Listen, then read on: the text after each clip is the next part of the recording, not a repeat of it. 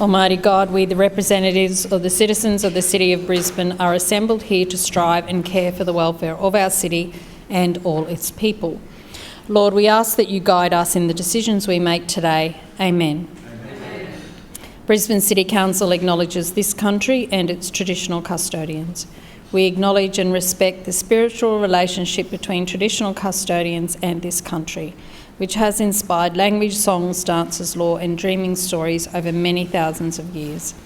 We pay our respects to the elders, those who have passed into the dreaming, those here today, those of tomorrow. May we continue to peacefully walk together in gratitude, respect and kindness in caring for this country and one another. Please be seated.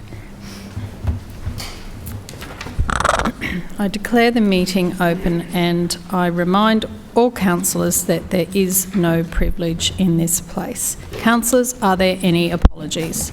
Councillor Aderman. Yeah, thank you, Chair. I wish to advise that Councillor Marks will be absent tonight and I move that she be granted a leave of absence from this meeting. Seconded. It has been moved by Councillor Aderman and... Point of order, Madam Chair. just one moment. Sorry, Councillor. Did I say Wines? No. Councillor Marks. I said... I'm sorry. Yes, okay. And Chair, I also advise that Councillor Murphy will be absent tonight and I move that he be granted leave of absence from the meeting. Seconded. Thank you. Has been moved by Councillor Aderman and seconded by Councillor Givney that Councillor Marks and Councillor Murphy be granted leave of absence from today's meeting. All those in favour say aye. Aye. Those against, no. The ayes have it. Councillors, I draw your attention to item 2 of the agenda. Lord Mayor, would you please move the motion? Madam Chair, I move that Council adopts A, the investment policy at attachment A for the 2026-27 financial year, B, the debt policy at attachment B for the 2026-27 financial year, C, the pensioners' partial rebate of rates and charges policy at attachment C for the 2026-27 financial year, D, the not-for-profit organisations' partial rebate of general rates policy at attachment D for 2026-2027 financial year, E, the payment of overdue rates and charges policy at attachment E for the 2026-27 financial year, F, the not-for-profit kindergartens partial rebates of rates and charges policy at attachment F for the 2026-27 financial year, and G, the not-for-profit affordable housing providers partial rebate of general rates policy at attachment G for the 2026-27 financial year, H, the infrastructure charges debt management policy at attachment H for the 2026-27 financial year, and I, the Brisbane infrastructure charges resolution number 15, 2026 at attachment I with effect from 1st of July 2026, and also that we adopt the updated terms of reference, associated processes and memberships for the Independent Rate Relief Tribunal, and resolve to delegate powers under the City of Brisbane Act as set out in attachment J, and council policies as set out in attachment K. And that we resolve to propose to make the meetings amending local law 2026 as set out in attachment L, and make the appointment to the Councillor Ethics Committee as set out in attachment M, and dispose of surplus property at 166 Ann Street, Brisbane as set out in attachment N. Also that we delegate certain powers of council specified in column 1 of the table of delegation of powers to the delegates listed in column 2, subject to any limits or special conditions listed in column 3, and on the general conditions of delegation as set out in attachment O. And also that we revoke from the resolutions of council specified in column 1 of the table of revocations of power, the powers set out on column 2 from the delegations listed in column 3 as set out in attachment O, effective on and from 1st of August 2026, and finally delegates to the Chief Executive Officer all of Council's powers under section 242 of the City of Brisbane Act 2010 specified in column 1 of table 1 of the general conditions of delegations as set out in table 1 of the agenda. Seconded. It has been moved by the Lord Mayor and seconded by the Deputy Mayor. that Council 1 adopts the investment policy at attachment A for the 2026-27 financial year. B, debt policy at attachment B for the 2026-27 financial year. C, pensioners' partial rebate of rates and charges policy at attachment C for the 2026-27 financial year. D, not-for-profit organisations' partial rebate of general rates policy at attachment D for the 2026-27 financial year. E, payment of overdue rates and charges policy at attachment E for the 2026-27 financial year. F, not-for-profit kindergartens partial rebate of rates and charges policy at attachment F for the 2026-27 financial year. G, not-for-profit affordable housing providers partial rebate of general rates policy at attachment G for the 2026-27 financial year. H, infrastructure charges debt management policy at attachment H for the 2026-27 financial year.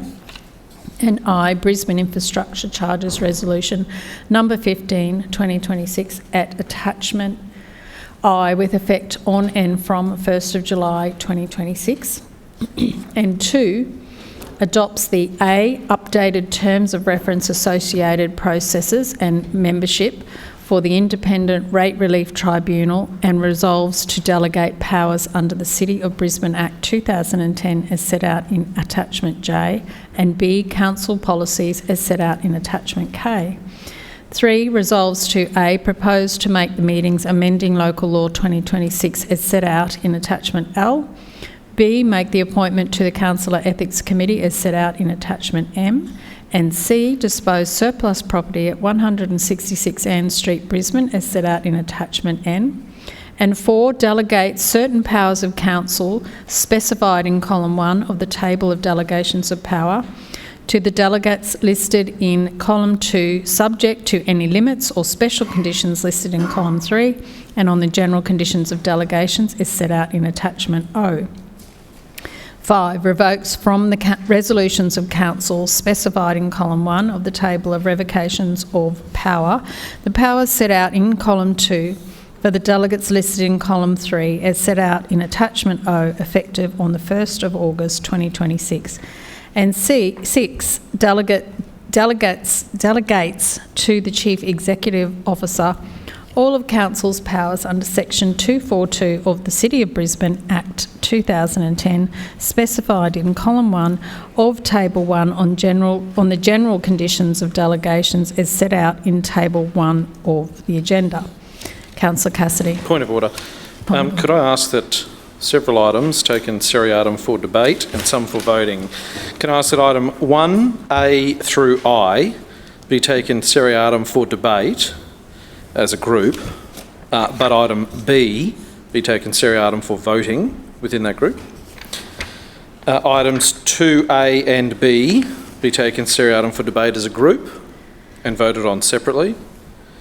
And then 3A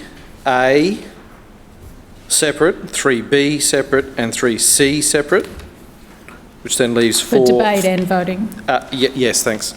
Which then leaves 4, 5 and 6 as a group for just debate.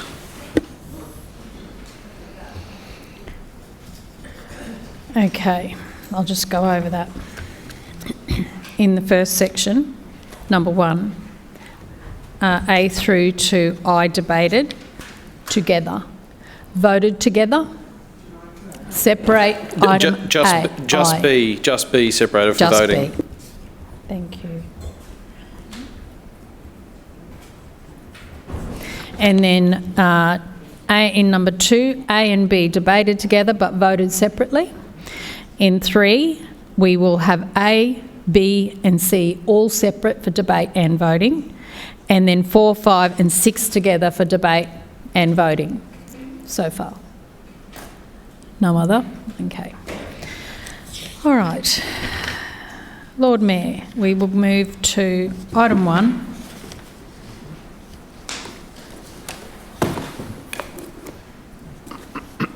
Okay, so in terms of the items in this particular tranche, first of all is the investment policy.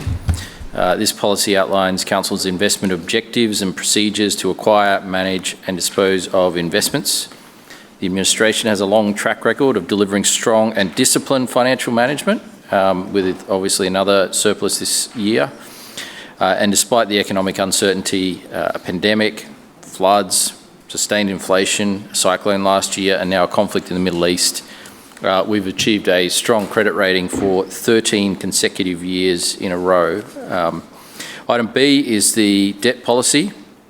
This policy sets out our planned borrowings for the next 10 years and the period over which these would be repaid. By closely managing our cash, we've decreased our projected borrowings by $345 million. Crucially, this will also reduce interest costs and save ratepayers an estimated $200 million over the repayment term. On top of this, we'll, as part of this plan, drive down net debt by 22% by 29/30 to $2.7 billion. Item C is the pensioners' partial rebate of rates and charges policy. This allows for the partial rebate of rates to eligible pensioners. This budget delivers $29.8 million in rates rebates and concessions for pensioners, and our pensioner rebate scheme is the most generous one around. The full pensioner rebate is up $52 to $1,350 per annum, and the partial rebate is up $26 to $675 per annum. More than 39,000 pensioners will receive our rebates this year. Item D is the not-for-profit organisations partial rebate of general rates policy. This allows for the partial rebate of rates for eligible not-for-profit organisations, and it includes an ongoing provision of the 50% general rate rebate to 288 not-for-profit organisations that provide support or essential services to the community. Item E is the payment of overdue rates and charges policy. This policy allows for the granting of concessions to eligible pensioners who are experiencing hardship to defer the payment of rates and charges when a certain criteria is met. Item F is the not-for-profit kindergartens partial rebate, which allows rates rebates for around 37 eligible kindergartens that are not-for-profits, as distinct from for-profit childcare centres. These are not-for-profit kindergartens. In this budget, we'll continue the 100% rates discount for not-for-profit kindergartens. Item G is the not-for-profit affordable housing providers partial rebate of general rates policy, and that allows the ongoing rebates for 548 affordable housing providers. It's another thing we're continuing to do when it comes to supporting those providers, including our waiver of infrastructure charges as well when it comes to community housing projects. Infrastructure charges debt management policy is next. Council levies infrastructure charges as part of the development application process, and we have specific powers to treat infrastructure charges for the purpose of their recovery as rates. This policy outlines Council's approach to managing overdue infrastructure charges. Next is Brisbane Infrastructure Charges Resolution number 15, which is our infrastructure charging instrument. This is typically updated every year, and in this iteration will be the Infrastructure Charges Resolution 15, as I said. Proposed to take effect from the 1st of July 2026. The updates proposed in this resolution include aligning with changes made under the Queensland Government Planning Framework, providing greater certainty to the building and construction industry, updating infrastructure charges in accordance with the Planning Act 2016 and Planning Regulation 2017, and some minor administrative updates as well. So I think that was it in terms of this tranche. Further speakers. Councillor Cassidy. Thank you very much, Chair. Items 1A, C, D, E, F, G, H, I, we support. We think that could be better, and we have outlined over the last year and longer, particularly on some of these items around, particularly the advocacy around not-for-profit housing providers, the partial rebate of general rates. This is something we consulted Q Shelter with many years ago about, and know that not just on infrastructure charge discounts, but also on rates concessions for community housing providers is a great way that we can support them to leverage their capital and their investments to get more. Another thing we can do to get more. So we think the Lord Mayor's talked about a business as usual approach here. We will not, of course, vote against that support. But again, what we have here is no vision, no energy, no leadership to do something differently in the face of a crisis and a challenge from this Lord Mayor. And it's sort of, maybe it's just because it's like end of the week, right? It's the special meeting after the after things, and he just doesn't want to bother doing too much. But he hasn't looked at ways to innovate council's response to a whole lot of challenges that are going on in the housing space, particularly on that. But I just want to focus a bit on the debt policy at attachment B for 26-27 financial year. The Lord Mayor's just said that, and I know by law we have to have a debt policy, but we don't have to have the LNP's debt policy, of course. Finance expenses in this budget sit at $174 million of expenditure out of this budget is in finance costs. The total liabilities, which includes net debt, which includes basically everything this council owes on behalf of the ratepayers of Brisbane, $5.9 billion in liabilities. So when you look around Brisbane at the moment, do you think that there's almost $6 billion is worth it, what they have racked up in liabilities? The crumbling Story Bridge, the congestion, the rising rates, just as people go about their daily lives. The Lord Mayor said he expects the net debt portion of that total liabilities to go down to $2.7 billion by 29-30.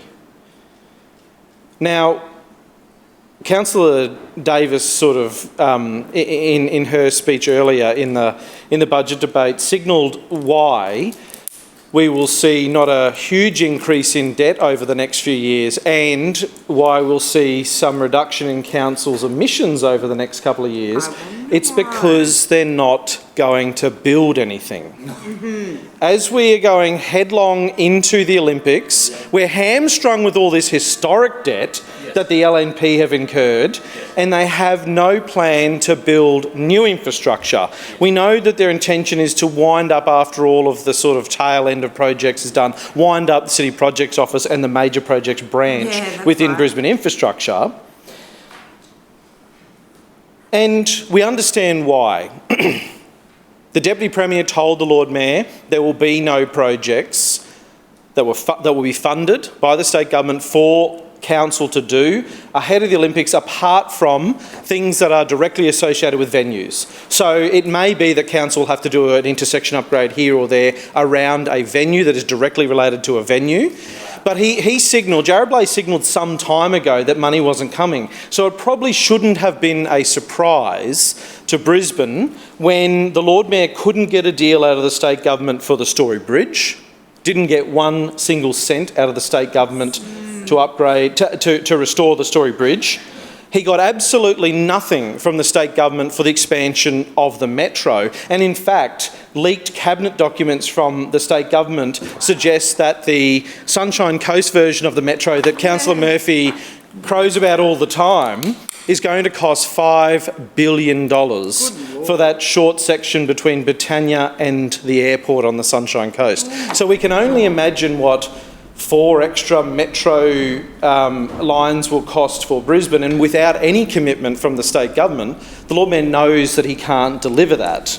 And we're getting nothing extra for our bus services. We know that the Lord Mayor's had to put more money into purchasing the diesel for our buses because the state government capped that funding. So this LNP debt policy before us today is hamstrung us from previous decisions, and he has no vision for the future. Are there any further speakers? Councillor Johnston. Looked like the finance chair was going to go, perhaps after me. I rise to speak on item 1 on the special meeting budget, and I just would like to make a number of observations. Firstly, we are continuing to support discounts and rebates for some key parts of our community.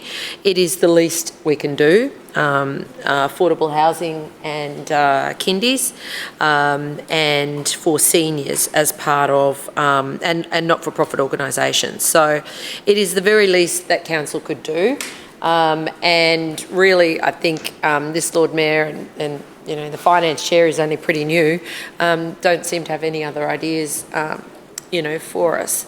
But the one that I do want to talk about is the debt policy, attachment 1B. Now, I'm not 100% certain what's going on. I appreciate what the Leader of the Opposition has said, that the state government's not going to hand out any money to Brisbane. Well, we knew that the minute that Christopher was elected, because he was elected based on the vote in the regions and, you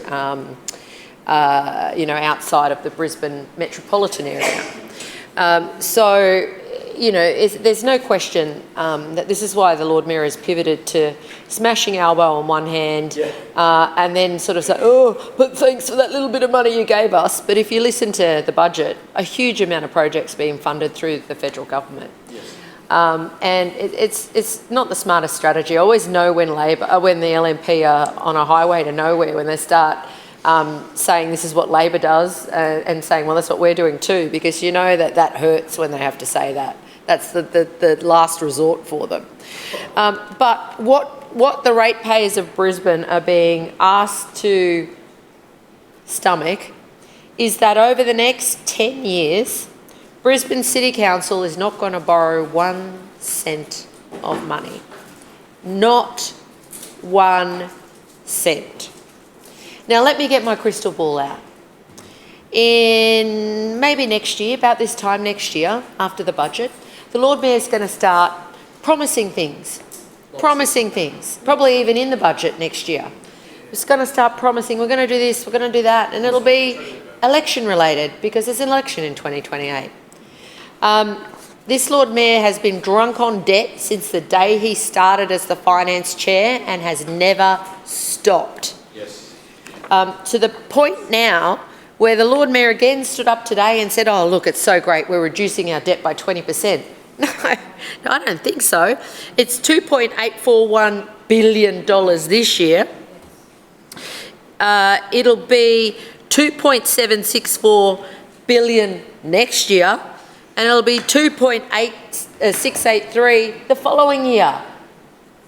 That's less than $200 million, and it's not material in any way. Not material in any way.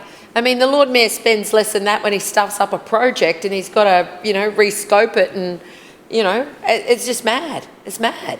So there's no process to actually manage the debt effectively. He's still got the bank card where he can run up the debt on the bank card, the $500 million, I can't think of the word, credit card, thank you. So he's still got that, and no doubt he's exploiting that to the full potential.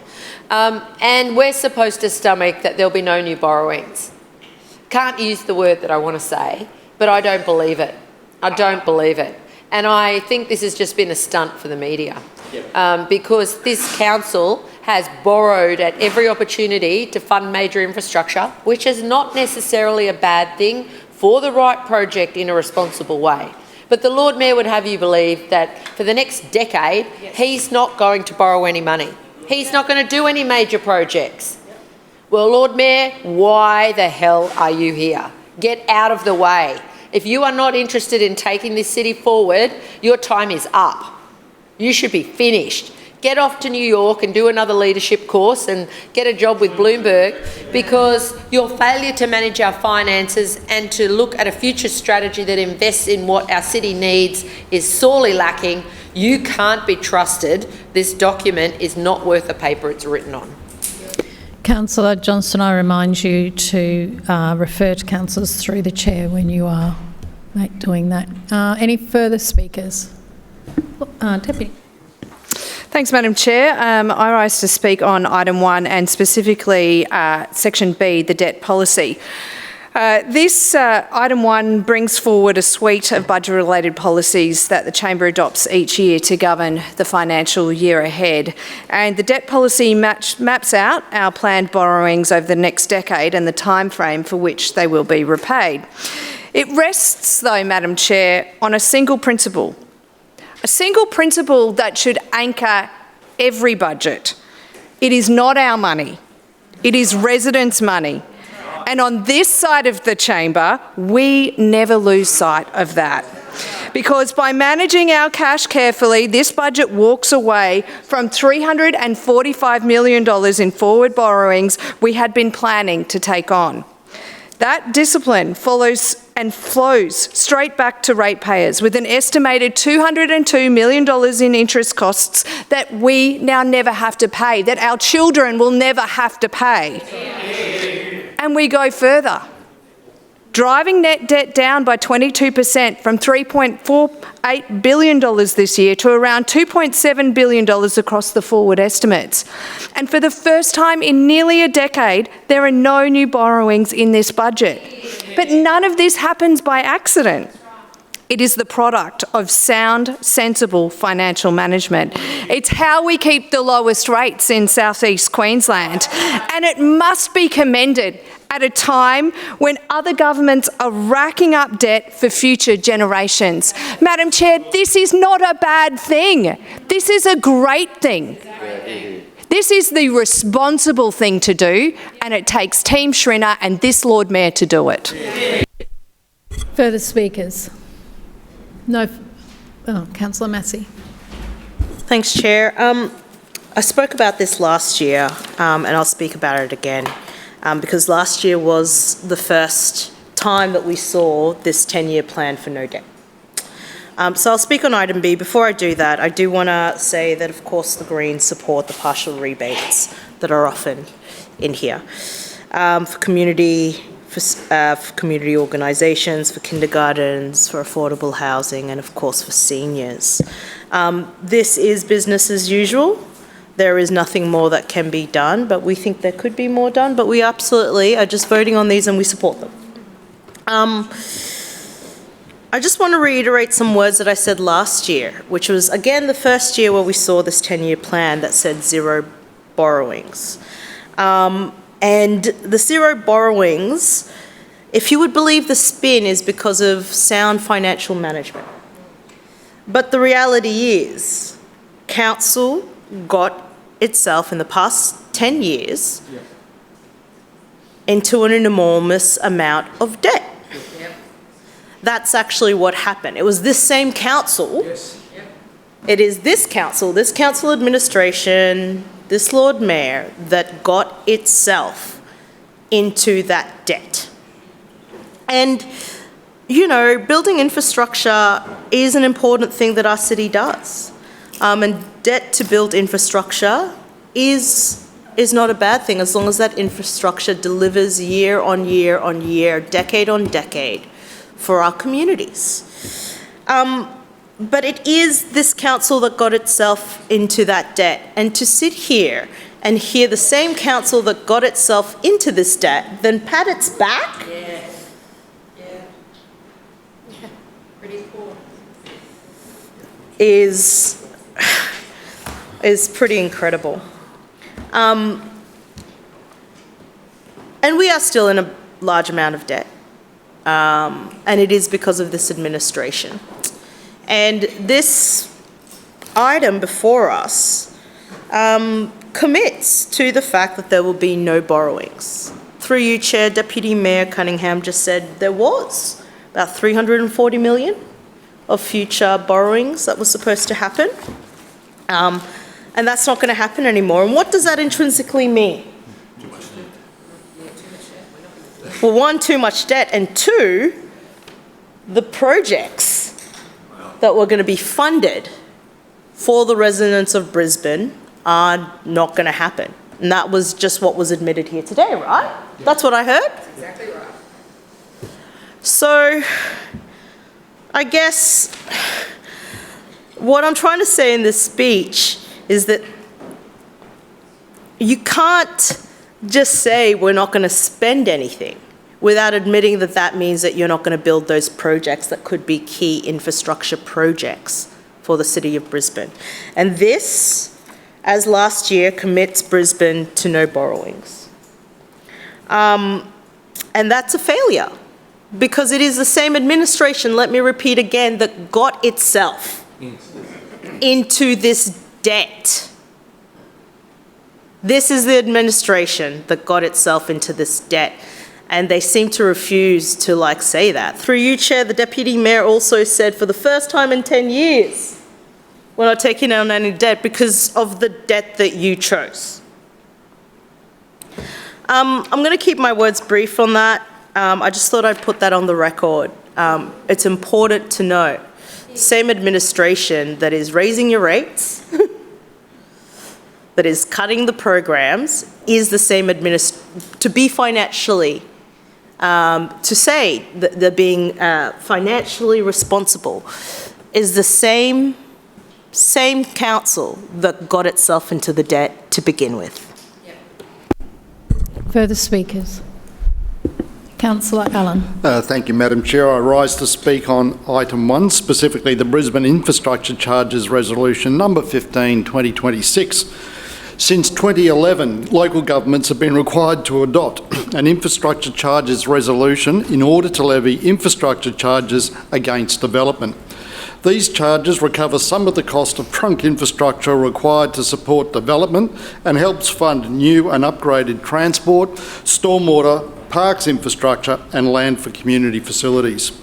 Council's adopted infrastructure charges are updated by resolution of Council each year.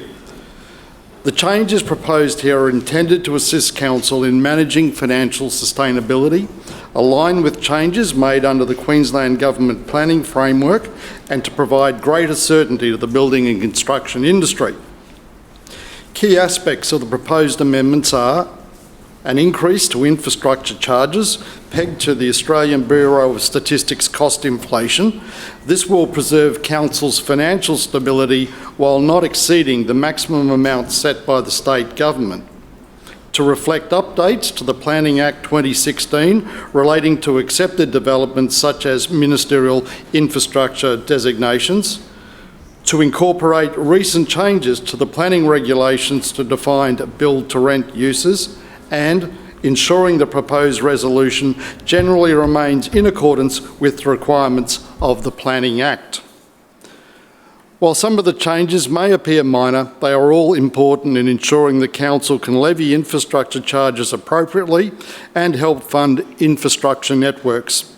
Once approved, the resolution will take effect from the 1st of July, and I commend this item to the Chamber. Any further speakers? Lord Mayor, your right of reply. Well, I'm very confused by the opposition position, because from that I can't decide whether they think we've got too much debt or not enough debt, or whether we need more debt or less debt. It was interesting to see the Labor Party arguing against debt, the people who love debt so much. And every government they've ever been in has blown out in debt massively to points where they have real trouble paying it back. And then we heard Councillor Johnston argue that if I wasn't going to borrow, then I should not be the Lord Mayor anymore, which is, quite an interesting point of view. So they can't decide whether there's too much debt or not enough. But look, I've actually talked about this before, not even in the budget session, before that. I've said right now we are in the phase of bringing down the debt, and we will borrow again in the future. That's right. But that requires those projects to be gearing up that, we will invest in. And so when there's metro expansions to be funded, there may well be borrowings associated with those. Of course. When there's, other infrastructure projects to do, there may well be borrowings. But the right thing to do right now is to bring down the debt, because when we do that, we're building more capacity for the future. Yes, we are. Now, there was a talk about how there's apparently these large levels of debt. Brisbane City Council does not have large levels of debt. They are low levels of debt. Now, we could borrow significantly more, but we've actually put a cap on our own borrowing in order to maintain the credit limit that we have. And so other levels of government have said, you know what, tear up the credit limit, we'll just go for gold. We will borrow and borrow and borrow, and they've lost their credit rating.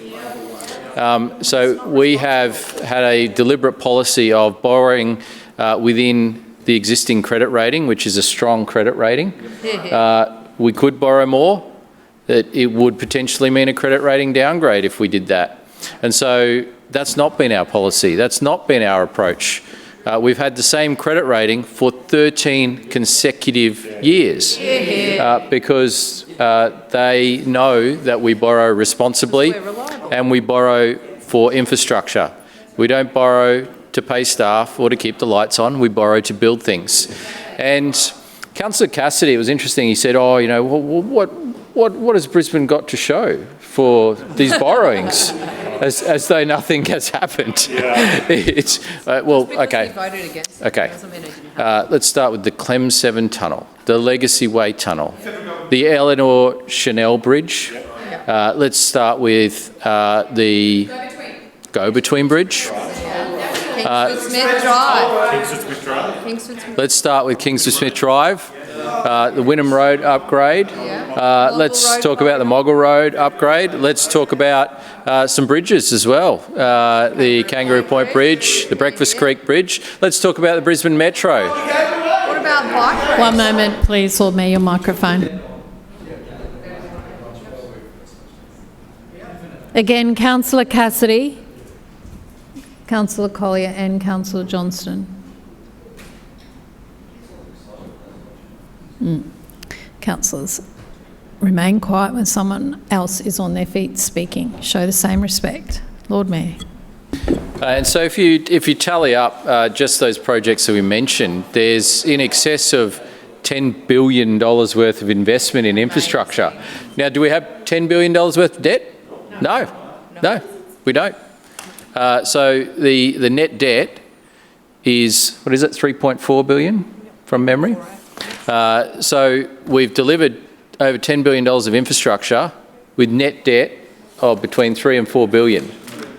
So we didn't even borrow for all of the infrastructure that we have delivered. And so being in this position is a good, strong position. It provides us with capacity for the future. And as I said, it's very likely that there'll be other projects in the future that will require some borrowings.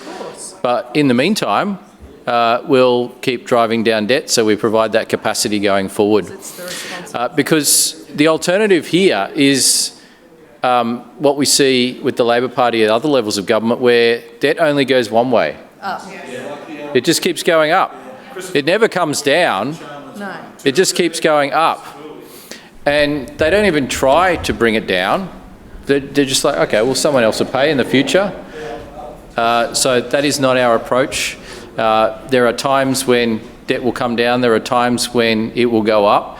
But it will only ever be for investment in infrastructure, which is a long-term asset for the city. And so I commend this debt policy to the chamber. Thank you, Lord Mayor. And Councillor Cassidy, I caution you. We'll now put item 1, A, C, D, E, F, G, H and I to the vote. All those in favour say aye. Aye. Those against, no. The ayes have it. That is carried. We'll now put item B to the vote. All those in favour say aye. Aye. Those against, no. No. The ayes have it. That is carried. Division called by Councillor Cassidy and seconded by Councillor Collier. Ayes to my right, noes to my left. Clerks, please ring the bells.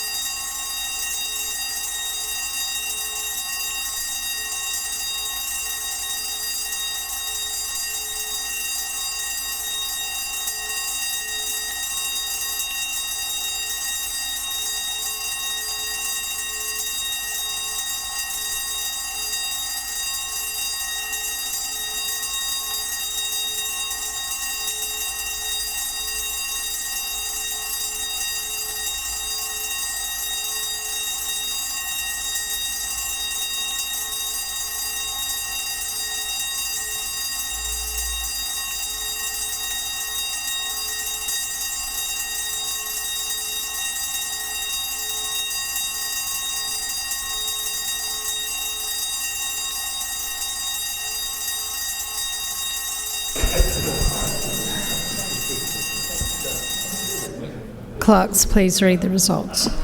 Madam Chair, the ayes have it, the voting being 17 in favour, 5 against and 3 abstentions. That is carried. Councillors, please resume your seats.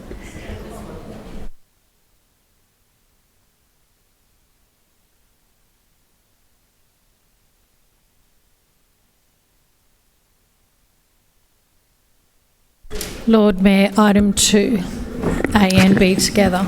Yes, item 2A is the Independent Rate Relief Tribunal and is the appointment of the Independent Rate Relief Tribunal and updated terms of reference and operational framework. The Tribunal acts as an advisory body that provides independent, balanced and objective recommendations to Council following applications for residents, from residents who are experiencing financial hardship. The Tribunal operates in a strictly confidential environment and is advisory in nature. So they're not a decision-making body, but they do provide recommendations to Council. With a recent vacancy in the chair position, we undertook a formal process to appoint new members to the Tribunal. This was done by a public recruitment process on Council's website. As I said, the Tribunal does not hold decision-making powers, but it does play an important role in supporting and advising the Council when it comes to rates and hardship. So for those residents experiencing financial hardship, payment plans are available for residents, and that's available to anyone who wants to call up and ask the call centre.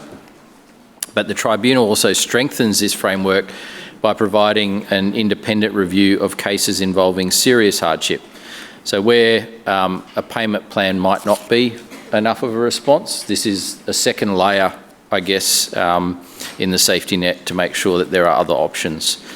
We're committed to the Independent Rates Relief Tribunal process, and that's why we've undertaken to recruit for new independent members. And we understand that we're the only council in South East Queensland offering this kind of service, which is obviously a good thing. Item 2B is the update to council policies on privacy data breach policy and the inspection of records by councillors policy. Item 2B seeks council approval to implement a new corporate rule, AP 300 privacy data breach policy, and amend the existing APO 40 inspection of records by councillors policy, both being as a result of state government legislative amendments. APO 300 provides a summary of legislative obligations and commitments in relation to privacy data breaches involving personal information and is a result of the Information Privacy and Other Legislation Amendment Act 2023 changes. This legislation, or the changes, were passed by Parliament on the 29th of November 2023, which you'll remember was actually the previous government that brought this legislation in, and it amended the Information Privacy Act 2009. The majority of these legislative changes were implemented on the 1st of July 2025, with local governments required to have in place a mandatory notification data breach scheme, including a data breach policy 12 months later on the 1st of July 2026. Hence, we have this policy coming through. Onto the amendments sought by APO 40. The key driver for updating APO 40 is to reflect the recent state legislative change amendments to Section 172 of the City of Brisbane Act. This legislative amendment took effect on the 11th of March 2026 following royal assent of the Local Government Empowering Councils and Other Legislation Amendment Act 2026. Also, additional amendments were made to the policy to reflect current business practice and modern record-keeping arrangements, such as use of electronic, hard copy and hybrid record formats. Further speakers. Councillor Cassidy. Thanks very much, Chair. I'll speak on these items. And I'm going to just say the Rates Relief Tribunal has operated in Brisbane for 35 years to provide independent advice on hardship applications for residential rates relief. We know many in our city are struggling with the cost of living, so this is an important lever we can pull to support them in their time of need. No Brisbane resident should lose their home simply because they've fallen into genuine financial hardship. The opposition supports the continued existence of the Independent Rates Tribunal. Hardship relief is a vital safety net, but Council's real job should be making sure people don't need it in the first place. On item B, to be the AP 300 privacy data breach policy brings council into compliance with that new legislation applied for personal information, including employee records collected, stored, used and disclosed. Council must have mandatory notification data breach in place by 1st of July and notify the Queensland Information Commissioner for any affected individuals where an eligible data breach has occurred within 30 days. Maintain internal registers and contain and mitigate harm. This is a good thing, of course, which we support. However, what the LNP have done is combine this policy with another policy. Yeah. And what we'd like to raise concerns about today are the changes to AP 040, the inspection of records by councillors policy. And the Lord Mayor's contribution there would have you believe this is just normal business as usual stuff for the LNP. Well, I guess it is normal business as usual stuff for the LNP in shutting out and closing down the iron curtains further and further and further around the inner sanctum of the Lord Mayor and his regime. Yeah. Brisbane is becoming rapidly, I don't think it is, I'm sorry, I should not becoming, it is Australia's most secretive government. Yes. Australia's most secretive council. And this is censorship, what we have before us today, and it's bad news for Brisbane. These changes mean us on this side of the chamber can't ask questions about projects outside our wards, and even for me, as in my capacity as leader of the opposition.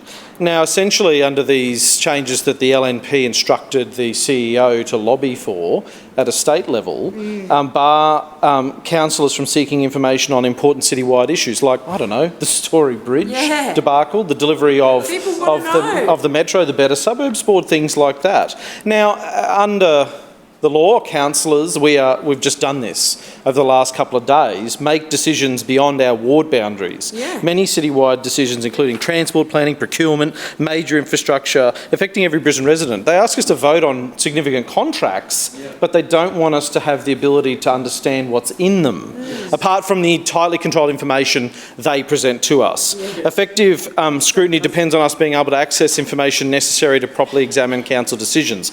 As I said, Story Bridge budget, road projects, funding submissions, the bus network, the metro expansion, homelessness response here in Brisbane, missed bin collections and dodgy contracts, all things that this LNP council have done over the last year and now no longer want us to access information about them. What a joke this is. It's not how a modern capital city should operate, Chair, and it's not how a healthy local democracy functions. We know this LNP regime had input to these changes. As I said, they directed the CEO to lobby for these. And when I corresponded with the Director General of the Department of Local Government, she said she didn't realise that the CEO was only speaking on behalf of the LNP.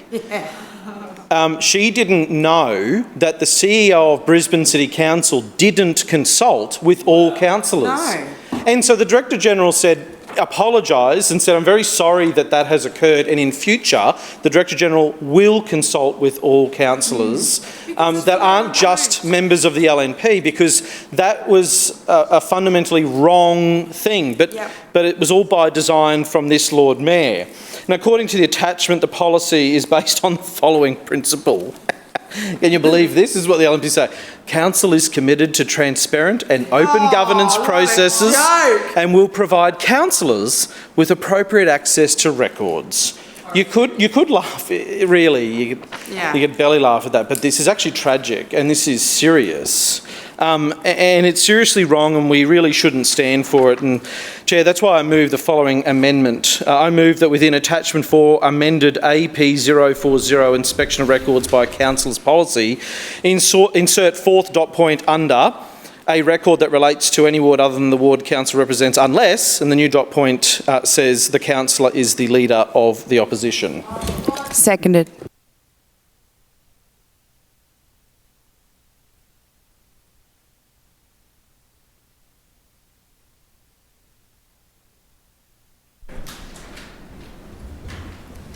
Thank you. Has been moved by Councillor Cassidy and seconded by Councillor Collier to make the following amendment. Within attachment 4, amend APO 40 inspection of records by councillors policy. Insert fourth dot point under A record that relates to any ward other than the ward the councillor represents, unless the councillor is the leader of the opposition, so that the section will now read, the following records are excluded from inspection by councillors. A record of the Councillor Conduct Tribunal, a record of the former Councillor Conduct Review Tribunal, a record that would be privileged from production in a legal proceeding on the ground of legal professional privilege, a record that relates to any ward other than the ward the councillor represents, unless the councillor is the Lord Mayor, the councillor is the Chair of Council, and the record is relevant to the council performing the role of Chair of Council. The councillor is the Chair of a council committee, and the record is relevant to the councillor performing the role of a civic cabinet chair, and the councillor is the leader of the opposition. Another record, if disclosure of the second would be contrary to an order of a court or tribunal. Councillor Cassidy. Thanks very much, Chair. This is important to us because we have been talking over the last couple of days about the importance of accountability and transparency. And the Lord Mayor has also, it might have just been lip service for him, but I guess this is his opportunity when he talks about the need for a well-informed opposition to hold the council regime to account. This is an important way to do it. This lets the sun shine in, and if they don't support it, you have to ask yourself the question, what are they scared of? What are they scared of? Accountability, I guess, is the question. I mean, the things that we have found out through file requests, I guess, have been embarrassing for the Lord Mayor and his team.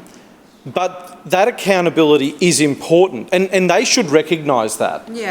You know, they're not going to do better. It should be above politics. They're not going to do better if they only just talk to each other and themselves in their party room. They already don't consult with the community on a whole range of things. And if they continue to block opposition councillors from raising issues in the council chamber, debating things in the council chamber, asking questions through official council processes, and now accessing information that we are required to, as councillors and as an opposition, to hold the administration to account.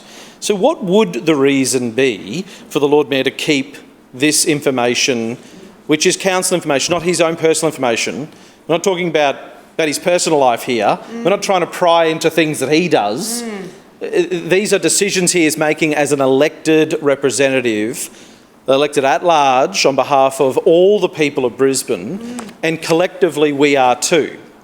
But for the LNP to go down this sort of dirty, murky path of directing the CEO to lobby the state government for changes to block opposition councillors from access to information is a really dangerous step for democracy, for accountability and for transparency here in council. So if the Lord Mayor is a man of his word, will he support accountability and transparency? And I guess the question is, can the people of Brisbane trust him or can they not? Because this is an opportunity for him to prove that or otherwise. Further speakers. Lord Mayor. Thank you. Well, we won't be supporting this amendment because it's inconsistent with state government legislation. That's right, it is. Like, Councillor Cassidy wants to be involved in state legislation, then he should go and run for state politics. That's right. But this is actually consistent with the legislation that we operate under. And I would point out that it simply returns things to the way that they always were. Always were. Under Labor, when there was a Liberal leader of the opposition, Councillor Cassidy's amendment wasn't in play then. But he wants special rules for him. He was quite happy to be involved in writing the previous legislation with the minister. He's not going to be writing this one. So we're not going to be voting for this, and I move the motion be put. Seconded.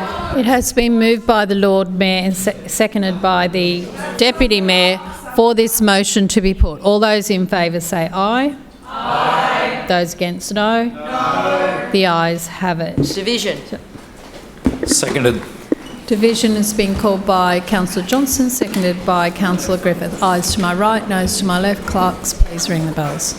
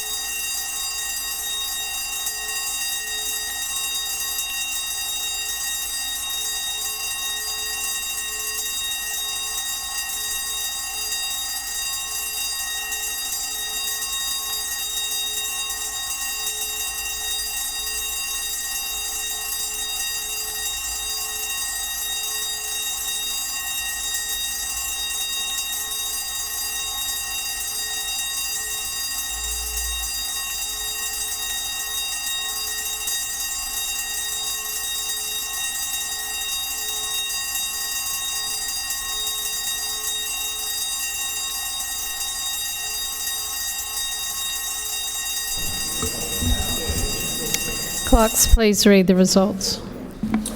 Madam Chair, the ayes have it, the voting being 17 in favour, 6 against and 2 abstentions. That is carried. Councillor Cassidy, your right of reply. Thanks very much, Chair. And that, the Lord Mayor's actions tonight sums it up perfectly, I guess. Putting party politics. His whole argument was around party politics, Labor. That's all he spoke about. And to gag debate on a legitimate motion, which is not inconsistent with what changes the state government made, because it didn't specify this. Now, last time the LNP amended the meetings local law with some changes that the state government required and some changes that the LNP inserted there that they desired, they were unable to give an explanation as to which was which. Yeah. And what's before us today doesn't even give you the track document, right? They're just inserting this, and you know what the Lord Mayor says? Don't you worry about that. Yeah. That sounds familiar. That sounds familiar, doesn't it? Don't you worry about the Story Bridge. Yeah, don't you worry about the Story Bridge, the Lord Mayor says. The Lord Mayor says, don't you worry about the $5 billion metro project that he's proposed. Don't you worry about broken playgrounds around the city that are putting people in danger. Don't you worry about missed bin collections. That's what the Lord Mayor's saying. He's just saying, trust him. He is the Lord and Emperor in this place. So he is the dictator of the... this is like the end days of Rome. He thinks he's Caesar, but he's Nero. He's fiddling while Rome is burning around him. He's fiddling around with the meetings local law, with what we debate here in the council chamber. He's fiddling around with the council budget and what information people have. He's fiddling around, and he's spending all this time when he's not overseas, and he's not overseas doing his leadership courses with Bloomberg. When he's not doing that, he's fiddling around directing the CEO to politically lobby another level of government. What the? And he's admitted earlier tonight that he has no plan for the future of Brisbane. No. So what conclusion are we to come as the people of Brisbane? What conclusion are we to come to about this Lord Mayor and the future of Brisbane under his leadership, when he's got no vision to deliver the services that people expect? He's gutting the council organisation, and he and his LNP colleagues here are putting undue pressure through their secret consultation with developers on council's planners and the team that work in council to design these precinct plans around the wishes of property developers. He's doing all this fiddling in council, which is going to take us down a very dark path in the future. A very dark path. Secret City. This is the sort of stuff that the ABC will do a program on in 20 years. After the CCC get their hands on all of this stuff, right? Like this is pretty dangerous stuff the Lord Mayor's taking us through here. How could you be proud of this? And their only argument, let's circle back to the Lord Mayor's only argument against this, and it was all about party politics. He had this sort of story in his head that, and he accused me of corruption. He got up here a couple of weeks ago and said that I was guilty of corruption because I apparently changed the state legislation a couple of years ago. Just madness. Nero. Yeah. He's Nero. Delulu. Completely. And then he comes in here today and he says it's because of party politics and because of the Labor Party, the big bad Labor Party, that he has to force the CEO to make this submission and lobby the LNP state government to make these changes. The people of Brisbane deserve to know. The people of Brisbane do deserve to know. And over the last couple of years, this access to this information surely has netted a great result. If we weren't able to find out about the 200% increase in missed bin collections, that might have been 400%. But the Lord Mayor finally, and he admitted it today, that he finally got Councillor Davis into gear to do something about it after they had increased by 200%, after we exposed that. So this is the results we can see when we have access to this information. Yeah. You should be accountable. You should be accountable. You should be transparent about decisions you're making. And the Deputy Mayor says that she believes that the billions of dollars that are expended on behalf of the ratepayers of Brisbane is their money.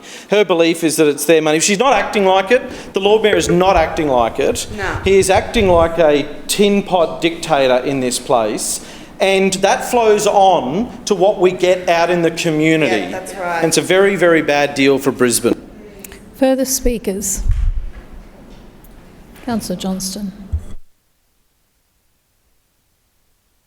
Yes, I'll rise to speak briefly on both items because I only have 5 minutes. First thing I want to say with respect to item A. Sorry, Councillor, just one moment.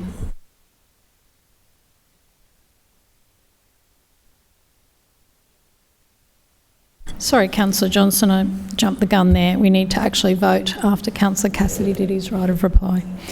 So we'll put the amendment to the vote. All those in favour say aye. Aye. Those against no. No. The noes have Division. it. Division called by Councillor Cassidy and seconded by Councillor Collier. Ayes to my right, noes to my left. Clerks, please ring the bells.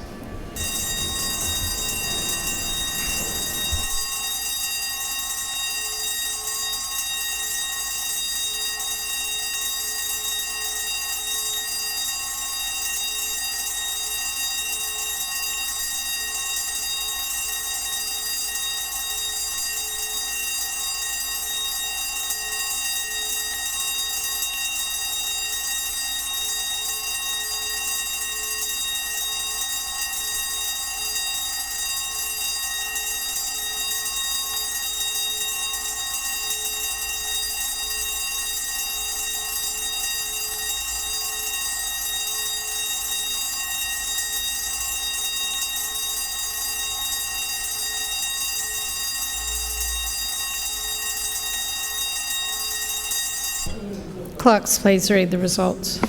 Madam Chair, the noes have it, the voting being 6 in favour, 17 against and 2 abstentions. That is lost. Councillors, please resume your seats.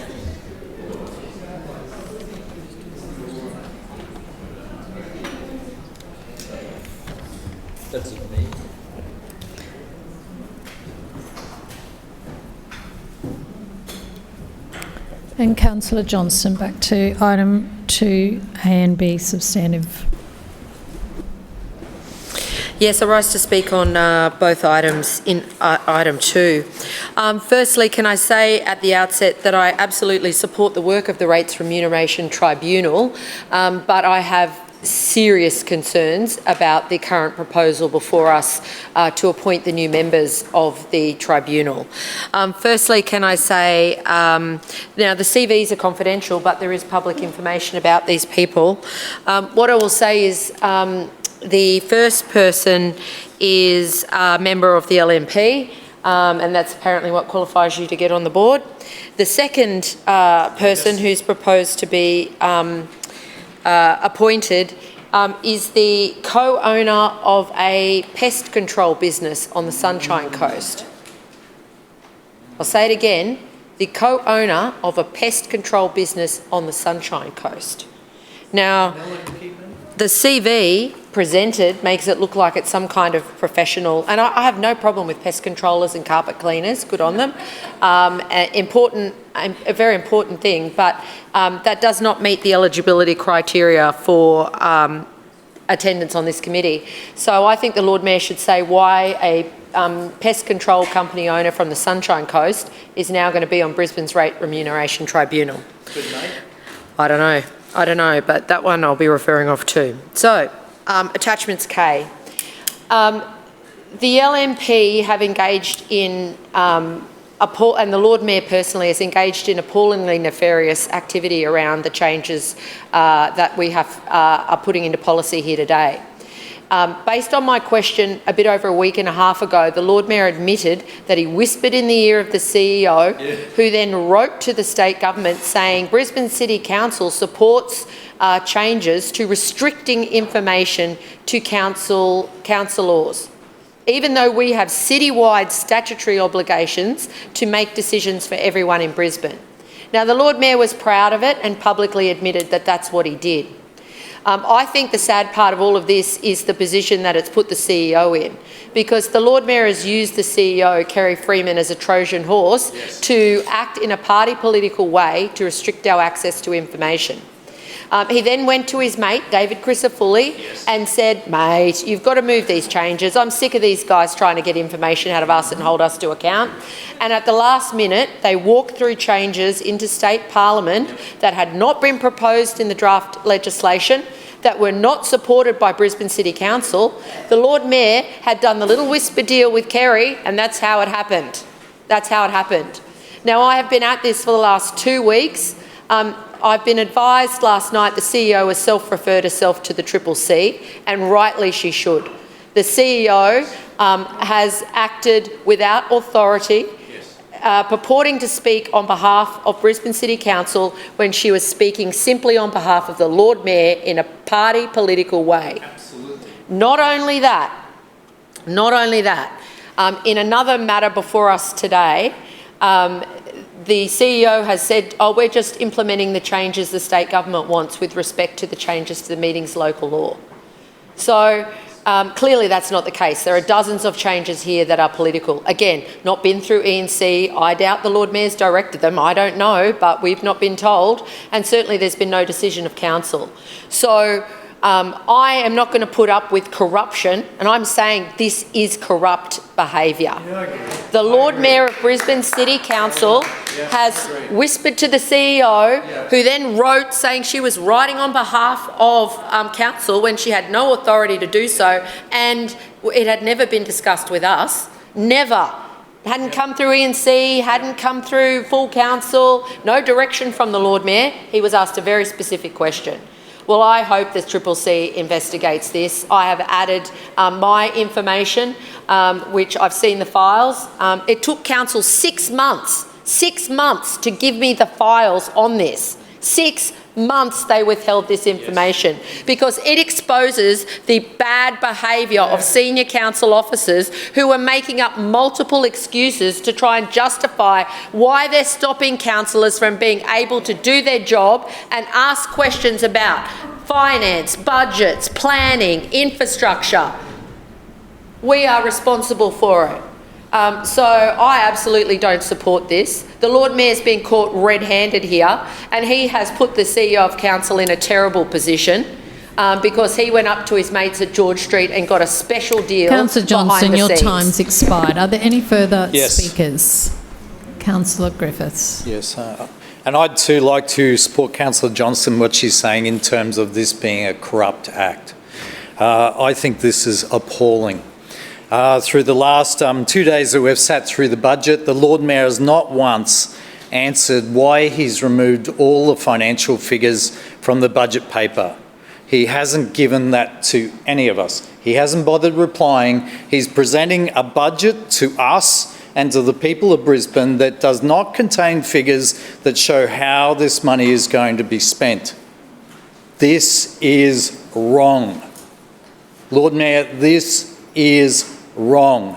What we have today in relation to item 2B is we have more limitations on ourselves as elected members. Now, in this chamber, we make up Brisbane City Council, all of us, Labor, Liberal, Green, Independent. And to do our jobs effectively, we have to be able to access and see information. We have to be able to look at files. We have to be able to check what people are saying is true or not true. This very act that the Lord Mayor is pushing through, after doing a deal with his LNP mates in the state government, is limiting that right in this council. It's taking away our effectiveness to properly do our jobs. Lord Mayor, this is wrong. This is corrupt. What you're proposing is corrupt. It means that we can no longer effectively uphold this chamber as we should as elected members, and residents would expect no less of us.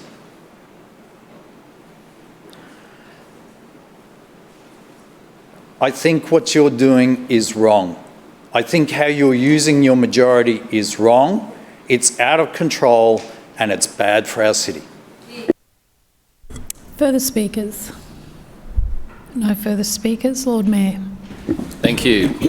Well, it's interesting because the opposition, as they are wont to do, throw around all kinds of outrageous and ridiculous claims. But we've seen them stoop in recent times to a new level, accusing the CEO and council officers of corruption. This is what they've done. This is what they've done. So, look, with me, because I know it's BS, it's water off a duck's back, right? But accusing a professional CEO with an incredible reputation that's worked for Labor governments in the past of corruption, it's a step too far. And I am glad that it has been referred, because when it is investigated and when your claims are found to be false, you will have to eat your words and live by the consequences. Absolutely. So it is probably a good thing that this has happened. It is an appalling strategy, political strategy that the Labor councillor and independent councillor are using. They are barking up the wrong tree. They are misusing their position grossly to defame a professional public servant with an incredible reputation, and no doubt they will be held accountable for such. Put item 2A to the vote. All those in favour say aye. Aye. Those against, no. No. The ayes have Division. it. Division called by Councillor Cassidy and seconded by Councillor Collier. Ayes to my right, noes to my left. Clerks, please ring the bells.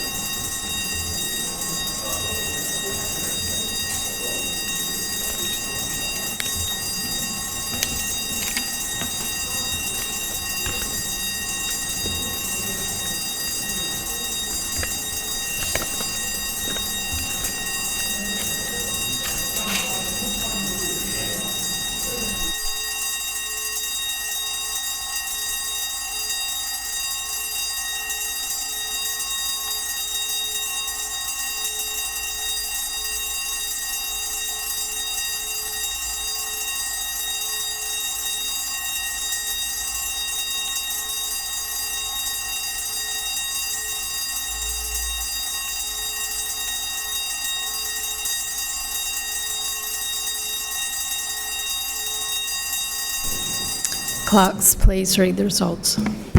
Madam Chair, the ayes have it, the voting being 17 in favour, 1 against and 7 abstentions. That is carried. Councillors, please resume your seats.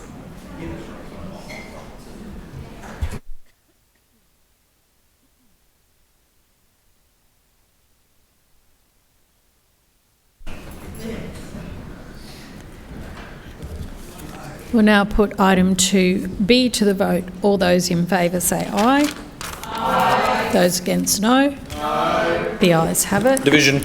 Division called by Councillor Cassidy and seconded by Councillor Collier. Ayes to my right, noes to my left. Clerks, please ring the bells.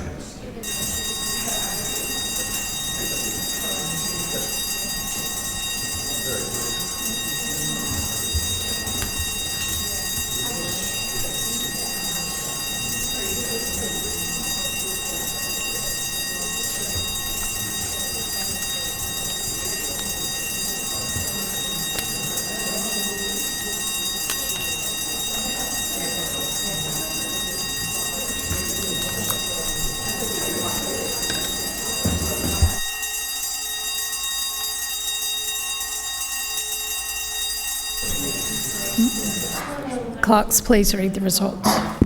Madam Chair, the ayes have it, the voting being 17 in favour and 8 against. That is carried. Councillors, please resume your seats.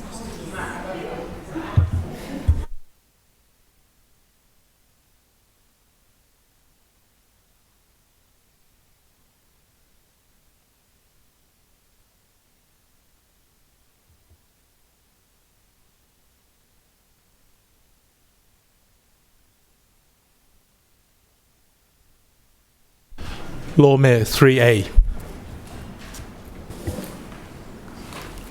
Okay, 3A is the meetings amending Local Law 2026. As we know, the Queensland Government recently passed changes to local government legislation which involve a number of changes to the state's model meeting procedures for the broader legislative frameworks. Our Meetings Local Law 2001 needs to be updated to stay consistent with these requirements, and that's what we're doing today. The amendments clarify which procedural motions can be moved and how the division bells are rung. The new rules also align with our practices more closely, align our practices more closely with those of the State Parliament, including with respect to managing the quorum of the Chamber and submitting questions on notice. A few other things are being tidied up in terms of modernising the petition process, allowing for notices of motion to be submitted by any councillor. The amendments before us also respond to the way that councillor conduct is managed in the Chamber. These changes will mean we'll continue to deal with unsuitable meeting conduct in a way that mirrors how Parliament handles the behaviour of its own members, and more serious conduct matters will now sit with the Office of the Independent Assessor where they belong. Taken together, these amendments give this council greater certainty and clearer guidance in how we manage our business. They embed existing practices formally within local law and ensure that they align with state legislative amendments. So you don't want me to talk about 3B, it's this one separately? 3A. Further speaker? Councillor Cassidy. Thanks, Chair. I rise to speak on 3A, the proposal to make the meetings amending Local Law 2026 as set out in Attachment L. This item has me baffled a bit, disappointed, but I guess really ultimately not surprised. Just buried in a special meeting, no briefing, no information, just more fiddling. Over the last few years, this LNP regime have been slowly taking away the ability for opposition councillors, for the media, for the public to obtain critical information on projects, budgets and council operations. It really is the theme of the LNP these days. And it's limiting now the amount of questions on notice we can ask, and that's really just a new low for the LNP, isn't it? Things must be even worse than we thought. Otherwise, why the secrecy? What is their aversion to transparency? The Lord Mayor hasn't yet once over the last week mounted any sort of defence, other than he just wants to do it because he doesn't like answering questions. He doesn't want anyone to have any information that he doesn't release to them in a drip-fed way.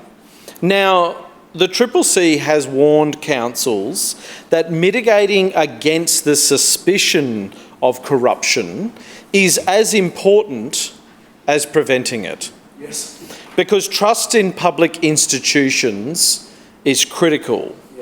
But when people see a 22-year-old political regime making changes to the rules in which they have total control over in the first place, they have complete control over the agenda of meetings, what comes to meetings, who can speak at meetings, for how long they can speak at meetings, and now they are further restricting their political opponents. This is very bad. And it's not a party political thing. I mean, it is, the Lord Mayor said just before it was, for him. But the concern about this is not about party politics. It's about good governance. It's about accountability. And it's about transparency. That's the problem with it. But the Lord Mayor has been, I guess, transparent in his own way tonight in saying that these changes are, for him, actually about party politics. About responding to the pressure he is under through the restriction of accessing information. In 2024, we saw changes to the Meetings Local Law to limit the ability of administration councillors to introduce notified motions so they could just disrupt the agenda in their own way through suspension motions, and they've done that as well. But it also limited at the time how long councillors could speak for during council meetings and how long those meetings could last for. And over the past 2 years, we have seen how this has limited democratic debate, with many items presented to council that are never debated. never ever debated because the time limit is up. And the Lord Mayor is never even here for those meetings. Yeah. So he doesn't want to attend council meetings, and he doesn't want any councillor that's not a member of his regime to have access to information. Then earlier this year we saw some concerning changes to the Local Government Act and City of Brisbane Act, which we've talked about just before, amending the inspection of records by councillors' policy. Now we know the CEO took direction from the Lord Mayor in making council submission to the state government, as we have just talked about, and only LNP councillors were consulted about that. And as I said earlier, when we raised that with the Director General of the department, they were under the impression that the council submission was on behalf of all councillors. And they said in future they would just themselves consult with the opposition too, because it became evident that that consultation was not done by the CEO before that submission was made. And now, while we're debating changes forced on us by the LNP state government, we learn about new limits to the questions on notice. It's how we've sought information on issues residents deserve to know, including data about missed bin collections, parking fine revenue, staff cuts and other data that they would never tell the people of Brisbane themselves. So the limits to quans is a concerning part of this item, but it's not the only concern as well. The new rules for councillor conduct, including the ability for the chair to have clear powers for misconduct in a councillor who calls them out, also changes the rules around notified motions, as we said as well. And petition process is also changing. They're now going to be received and dealt with in accordance with the council policy, rather than being referred to a committee. Does this mean they're going to be tucked away? Where is this policy? It's not included in the papers before us today. More LNP secrecy tonight, and that is not what the people of Brisbane Councillor want Cassidy, or need. your time has expired. Further speaker, Deputy Mayor. Thank you, Mr Deputy Chair. I rise to speak on item 3A, the meetings amending local law. This item before us is about updating our meetings local law 2001 to align with state legislative changes. It's a housekeeping matter. It's not controversial unless you're the opposition who are determined to be outraged about everything. Let's deal with the facts, because those opposite clearly prefer their own version of events. Fact. The Queensland Government passed the Local Government Empowering Councils and Other Legislation Act 2026, which made a number of changes to the state's model meeting procedures. Fact. Our meetings local law must be updated to stay consistent with those requirements. We have no choice. And frankly, no reasonable person would want us to be out of step with the state law. Fact, these amendments clarify which procedural motions can be moved, how divisional bells are rung, how many questions on notice a councillor can submit, the process for accepting minutes, and how video and audio recordings are authorised. Fact, additional changes tidy up how lapses of quorum are managed, modernise the petition process, and confirm that notices of motion can now be submitted in this place by any councillor.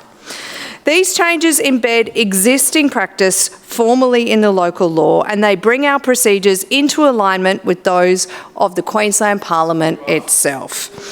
The Local Government Empowering Councils and Other Legislation Amendment Act removed the conduct breach category from the councillor conduct framework. The amendments before us today mean we'll continue to deal with unsuitable meeting in a way that mirrors how Parliament also deals with its own members. More serious conduct matters will now sit with the Office of the Independent Assessor, which, Mr Deputy Chair, is exactly where they belong. If those opposite are suggesting that conduct matters should not go to an independent assessor, I'd ask them to explain that position to the people of Brisbane. This is about accountability, it's about clarity, and it's about good governance. Everything that those opposite claim that they stand for, and I recommend it to the chamber. Further speaker, Councillor Johnston. Yes, I rise to speak on the proposal. I can't again use the word, but both the Lord Mayor and the Deputy Mayor have been deliberately dishonest here this evening. Deliberately dishonest. While there are some changes in this proposal to amend the meeting's local law that are required because of changes to state legislation the Lord Mayor secretly lobbied Crisafulli to get and used the CEO to get. There are more than 20 changes that are not related to the state government legislation, all of which are party political changes that are designed to restrict debate, transparency and good governance. And I'm going to read them out. No debate on appointing a temporary chair if needed. There are changes to the warning system. It reduces the number of warnings the the chair has to give. So she already can't do it properly to start with, but she's changing it to have less warnings. No warnings anymore at all. She can simply make a request. So how are we going to even know if we're doing something wrong? There are changes to the minutes, how they're done. There are changes to allow the chairs of all the committees and the chair of council to secretly record the meeting. They can secretly record the meetings now. We won't ever know. There can be no debate on, oh God, I can't read that one, but something about no more debate on issues. Quorum is no longer required if the chair considers it's temporary. We don't need a quorum. I mean, any basic community organisation out there knows you need a quorum, not here. Chair approval is required to be satisfied if you're allowed to speak as a public speaker to council. They're removing public scrutiny on different things, limiting questions of notice to 3 per person. Now, I just want to say, if we ever got to the point where we were like Jane Hume and put 13,000 questions on notice over a 2-year period, then that might be a problem. But considering we don't usually do that, it's not unreasonable. And this is simply an attempt to prevent scrutiny. When combined with the other changes is another reason that we cannot get information about citywide issues. That is the only mechanism left to get information about citywide issues, and it's being removed. The minority councillors, we were prorated in terms of getting our motions debated. That's gone. Minority councillors were promised by the Lord Mayor a whole hour to deal with our business. No, not anymore. LNP councillors can do it. And there's more. And there is more. There's new powers for the chair to rule questions out of order. There's no time limits for condolence motions, even though there's time limits for general motion debate. There's less time for divisions. Petitions no longer come to council anymore. The council, the council budget has to be handed down by the 31st of July. We've never sat in July in the 18 years I've been here.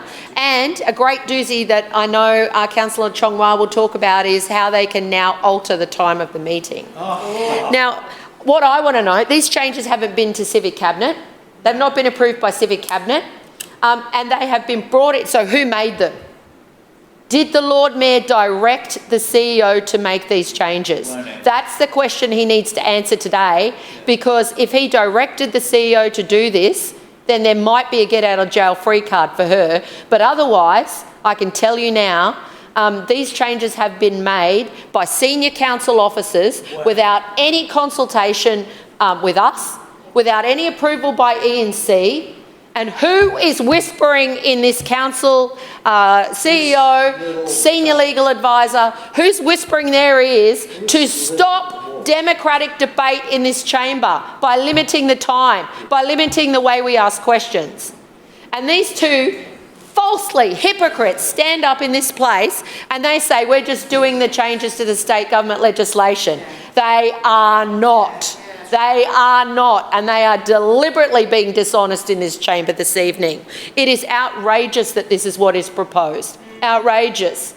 And it's not going to stand. It's not going to stand. And Councillor Johnston, your time has expired. Further speaker, Councillor Wines. Thanks, Mr Deputy Chair. Look, I just wanted to rise and make some contributions to the debate today. So, the rule changes that we're considering today are in order with the changes that the state government have mandated through legislative change. The vast bulk of the changes deal with how we deal with conflict of interest, which all of us find difficult. Conflict of interest rules, it's important that they're simplified and that the state government, when they were the opposition, before they were elected, made it very clear that they were going to respect councils, simplify the system and make the conflict of interest system a lot clearer, which they have. And I really do appreciate that. And I think it's important, and that's reflected here in these changes. And that's really the principal thing we're doing here. Now, Councillor Johnston just listed out a whole range of changes where she claimed that there was no consideration and that there's some kind of limiting of debate. But look, I have to make a point of one of the statements she said was that quorum doesn't exist, it doesn't matter anymore. So I thought to myself, well, let's actually read what's here.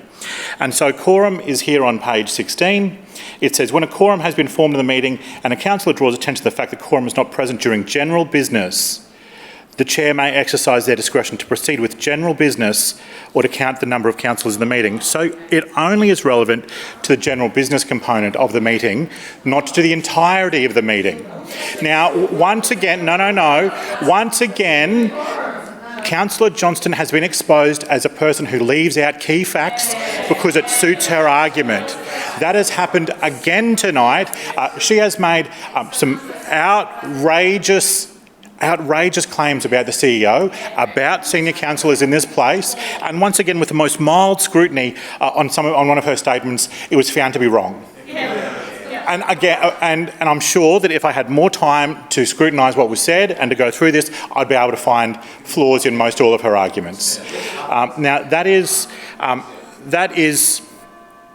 one of the reasons that we should always take Councillor Johnston's arguments with a grain of salt, because the most mild scrutiny turns them on their head. Now, what I would say is this is about clarity and simplification and to deal with one thing. The purpose of the council meeting is to deal with the business of the council meeting. That is the point of the meeting. Now, a lot of the things that Councillor Johnston in particular pointed out that she objected to the changes were things that Councillor Johnston, in my view, personally uses to slow down the discourse of the meeting. Debate over whether we should, over the character and nature of the person we're putting as a temporary chair. Honestly, it is. I would argue that it was always procedural in nature. However, the meeting's local law allowed for debate. Well, that's been clarified. When there is a temporary chair required, we can just do it very quickly. We don't have to make a character assessment of the person nominated. Now, I may be more interested in others because I am often the person nominated, but the fact is any of us could have been, and there is no requirement for the nature of the question in front of us that we need to take half an hour on whether a person can chair the meeting for that very small portion. So, once again, other matters that are under consideration were that when the chair has, when Councillor Johnston, it normally is, sometimes there's other councillors, but often is, accuses the chair of this meeting, Councillor Landers, of inappropriate conduct, that can now be dealt with quickly. And rather it being a half-hour episode every week, we can now deal with it in 5 minutes. I think it's important that we understand the objective of why we come.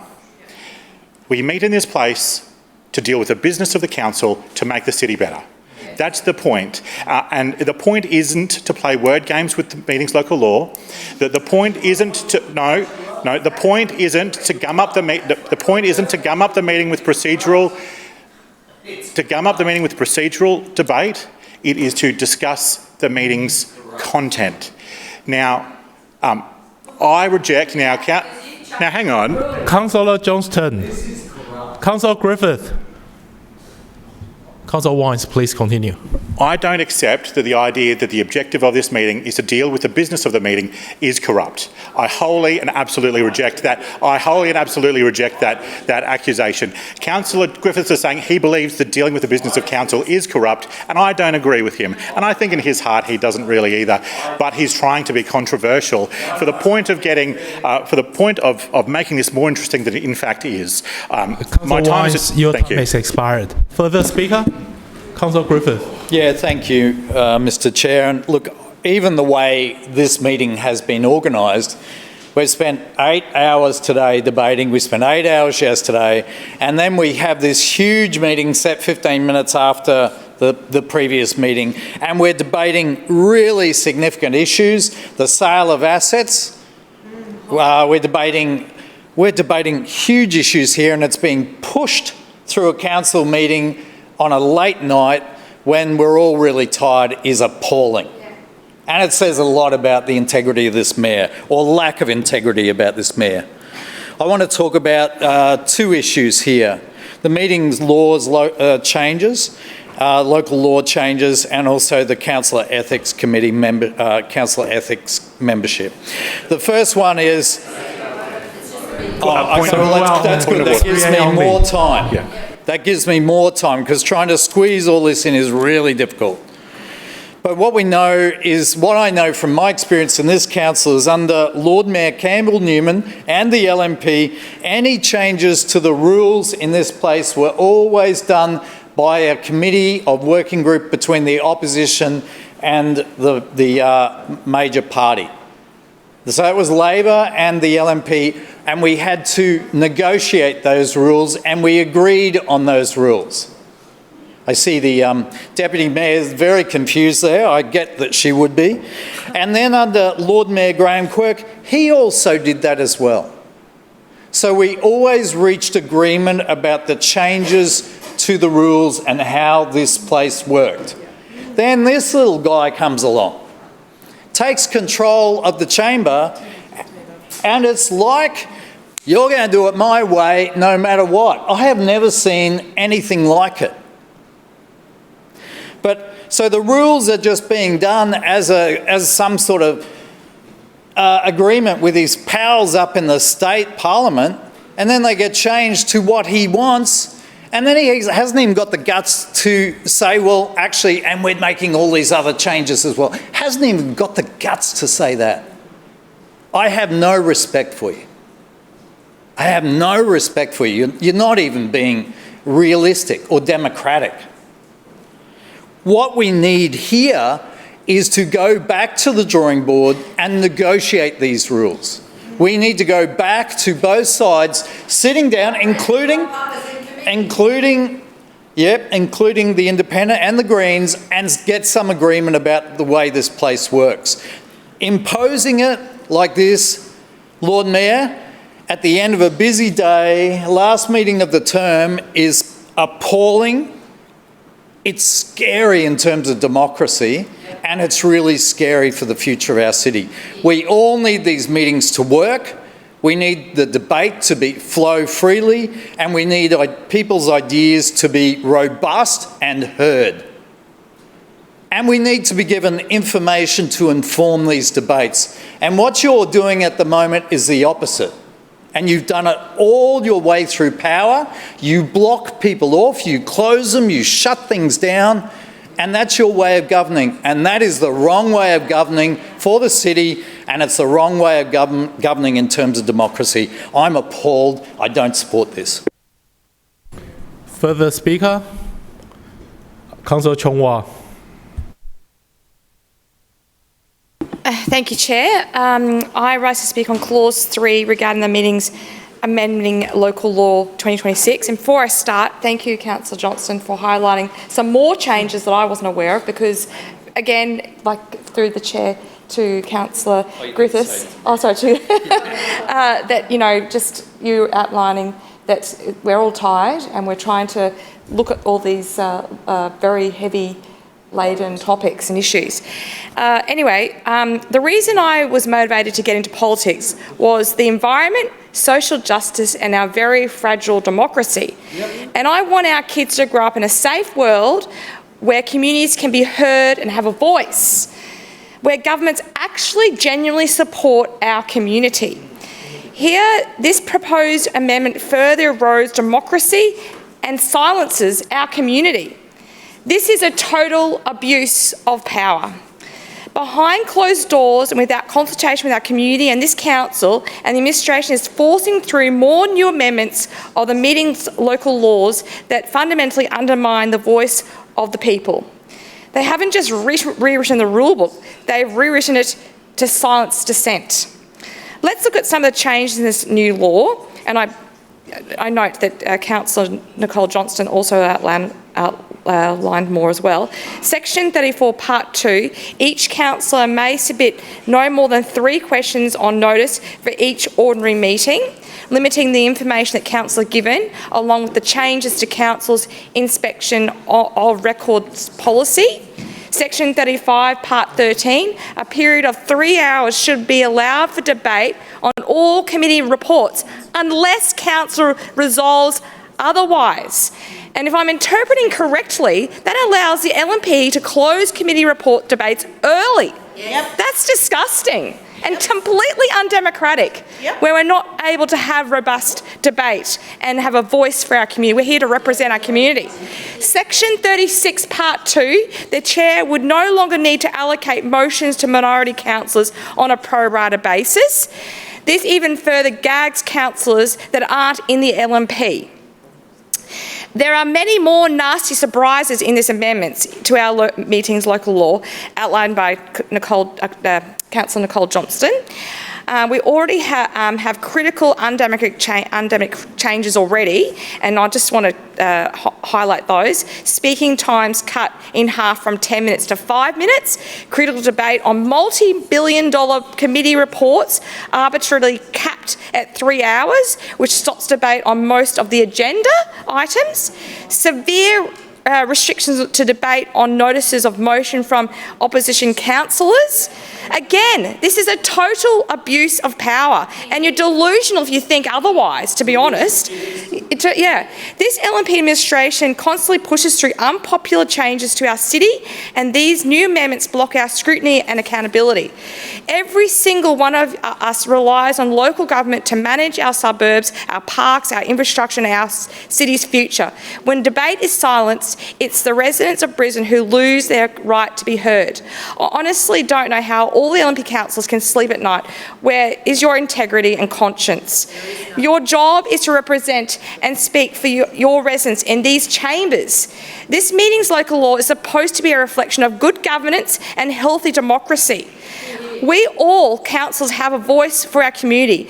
This LNP administration is telling the residents of Brisbane, we don't want to hear your concerns and we don't want to debate our decisions in an open space, openly. But a $4 billion city budget demands rigorous scrutiny, not a rubber stamp. This side of the chamber should not be gagged while massive decisions are rushed through these chambers' meetings. The meeting's local law should operate with full transparency, not cut debating time or minimise questions and limit motion time. Our community deserves a council to operate with decency, transparency, accountability, to create a vibrant, sustainable and affordable city for our community. Accountability shouldn't be cut, and democracy should have a time limit. Shouldn't have a time limit, sorry. Further speaker? Councillor Massey. Thanks, Deputy Chair. Sitting here, after reading this, and I did read it, even though we do enter the 12th hour, the 11th hour that we've been in this chamber, with a special meeting that, on the record, the Deputy Mayor, well, everyone, including the Lord Mayor, on the public record on that side says these are nothing to see here. Nothing to see here. This is just very normal. And what is going through with this item is a continuation of the erosion of the democracy that we are all here to be a part of. And democracy is fragile. And it's fragile in the sense that a place like Brisbane City Council, every form of government needs robust debate to be able to see multiple point of views, to make collective decisions. What we see with the changes in the meeting laws previously and what we see today is the continual erosion of that democracy and the opportunity for anyone else, particularly those in opposition, to be able to functionally do our statutory job, which is citywide issues. And I want to go on about a specific area when we're talking about questions on notice. Functionally, and I want to follow this up, because we as opposition council, as councillors can no longer do citywide information requests, and it's clear from the numbers last Tuesday there wasn't anyone on the Liberals.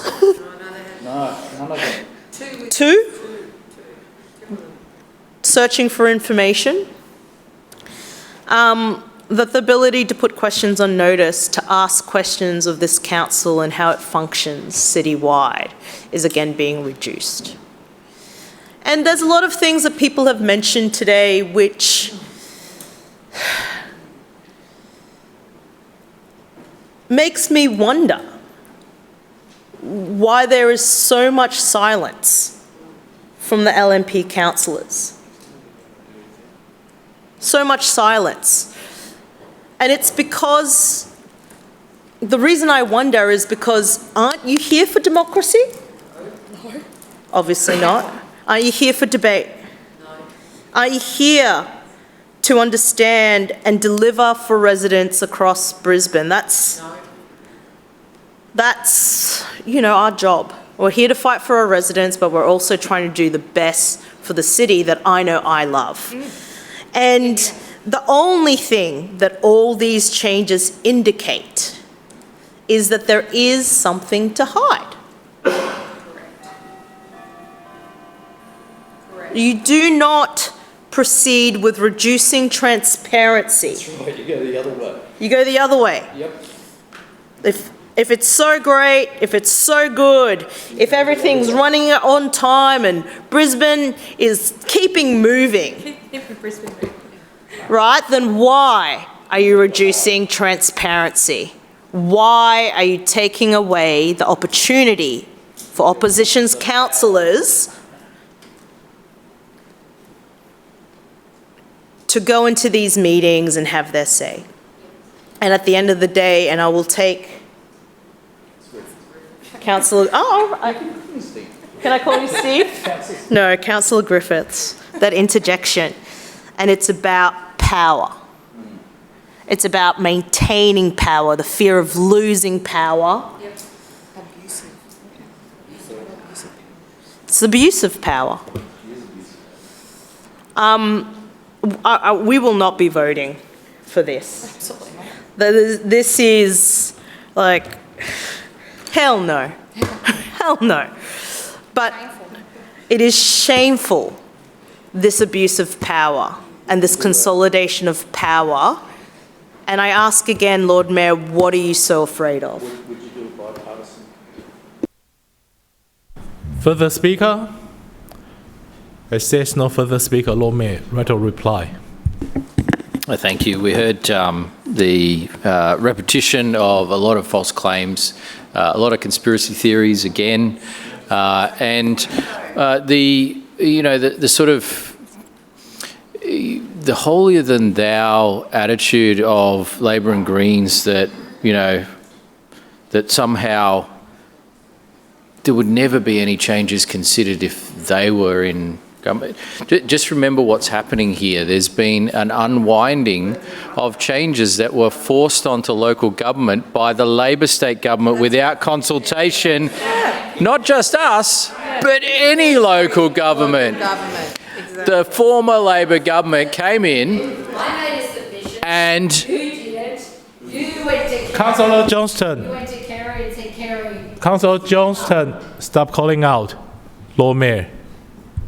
The former Labor government came in and made a whole range of changes that impacted on local governments, not just ours, but across the state. And they didn't consult. They just forced it on them. And there was a special range of changes for Brisbane City Council, which we can only find one source for those changes, and it was the Labor Party election review for one of their failed elections. And so they took some recommendations out of a Labor Party election review and they forced it on Brisbane City Council without consultation, without explanation. They just rammed it through. And so it shouldn't surprise anyone that these changes are being unwound by a government that respects local government. Yeah.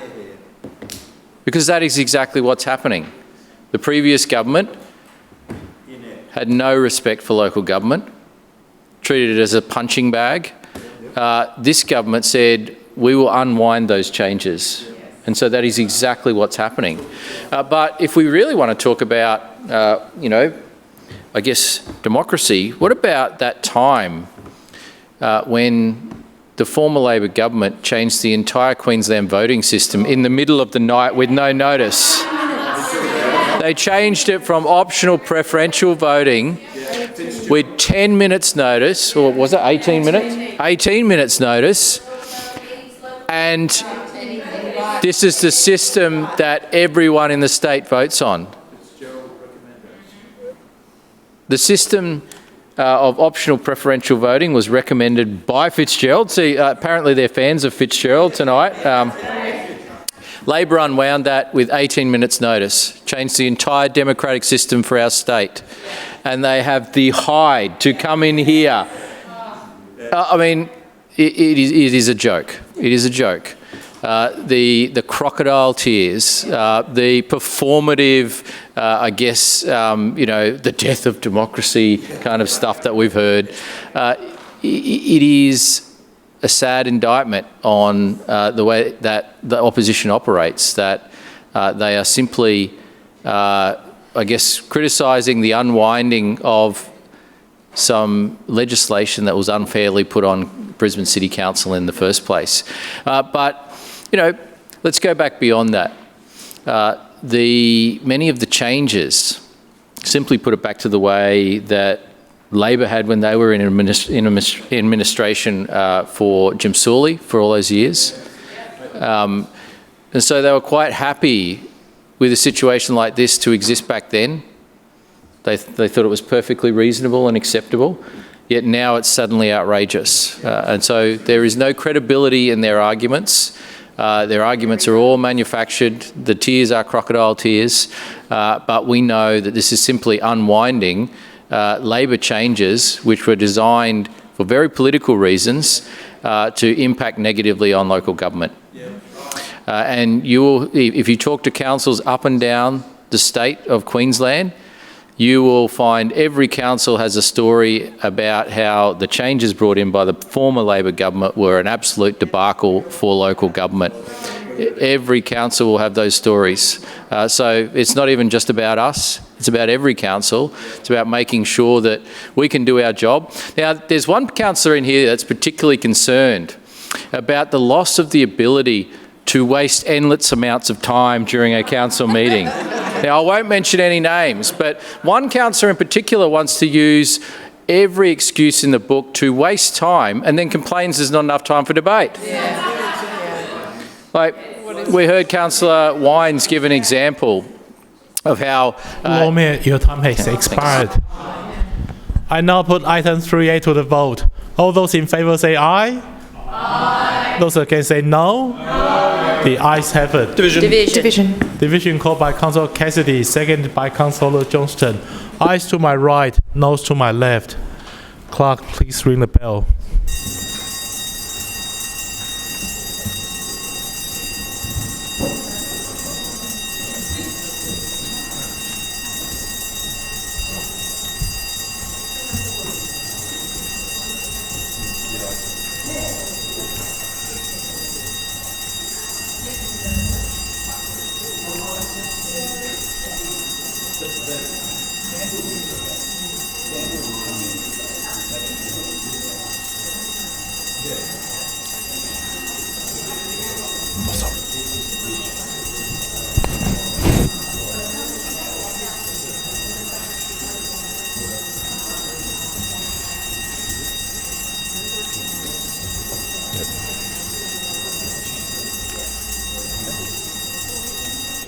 Clerk, please read the result. Mr Deputy Chair, the ayes have it, the voting being 17 in favour and 8 against. The item's carried.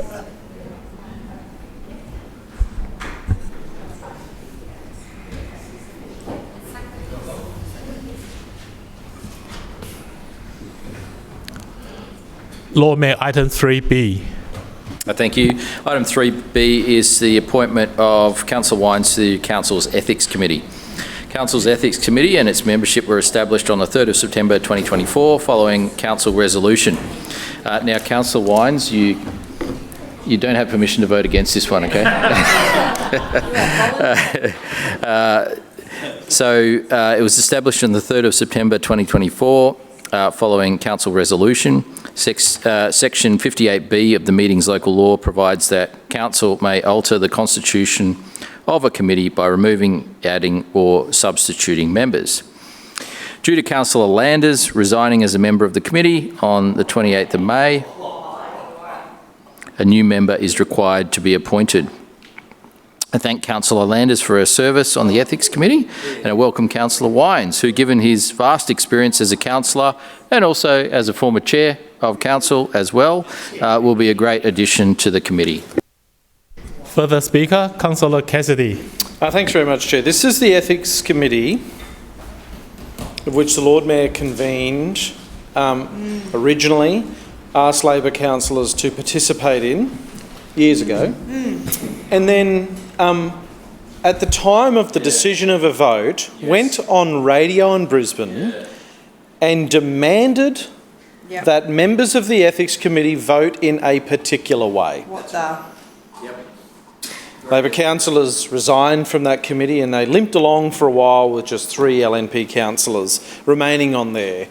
The Lord Mayor came back some time later and invited Labor councillors to join this committee again. New Look Committee. New Look Committee. There had been some changes made apparently, and we said we would participate as long as he didn't exert political interference in what is supposed to be above politics. An ethics committee supposed to be, and I know it's an off-the-cuff comment, but it just sort of confirms what the Lord Mayor just said to Councillor Wines. You don't have permission to vote against this one. I know you're sort of joking around there, but it is that just struck a chord with me after all of this and remembering the Lord Mayor's behaviour back then when the Ethics Committee was first set up in trying to exert public pressure, public political pressure on councillors to vote in a particular way on an ethics committee. Pretty unethical stuff. And we've got this situation now before us today in what we see before us, the papers that Councillor Landers resigned from the Ethics Committee back in May, a few months ago. And now Councillor Wines is being appointed to that committee that is going to be wound up very shortly as well. Now, the Ethics Committee can operate with just 3 members because it did for quite a period of time. It was only LNP members. So why, if this committee is about to be wound up because it'll no longer be in existence under new state legislation, why is the Lord Mayor seeking to appoint another LNP councillor to this? And I guess the more fundamental question is, why did Councillor Landers resign? Why didn't the Lord Mayor talk about that, Chair? Why did the Lord Mayor appoint him? Well, I guess that then leads to more fundamental questions. Why, if Councillor Landers was the chair of council, who was making the determinations which ultimately led to councillors being referred to the Ethics Committee, of which then she was a member, and then didn't declare conflicts of interest from what I understand, why was she appointed in the first place? Why did she participate in those meetings? And then why did she resign? Why now? After having participated in so many of those meetings. And the ultimate question is, why didn't the Lord Mayor talk about this? Why didn't he say? There's lots of questions, and maybe apparently he's all about openness, accountability, transparency. But this is just a bit funny and fishy, isn't it?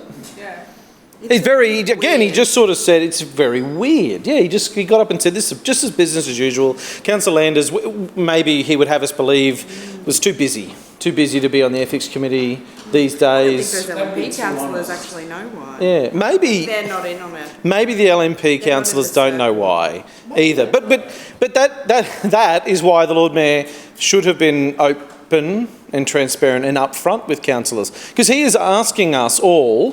So sometimes he treats us collectively as Brisbane, as the council, and that's what he's doing right now. He's seeking the endorsement of the council to appoint a member of a standing statutory committee.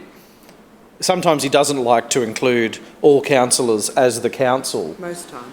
Most times he doesn't like to do that these days. But this is a very strange situation.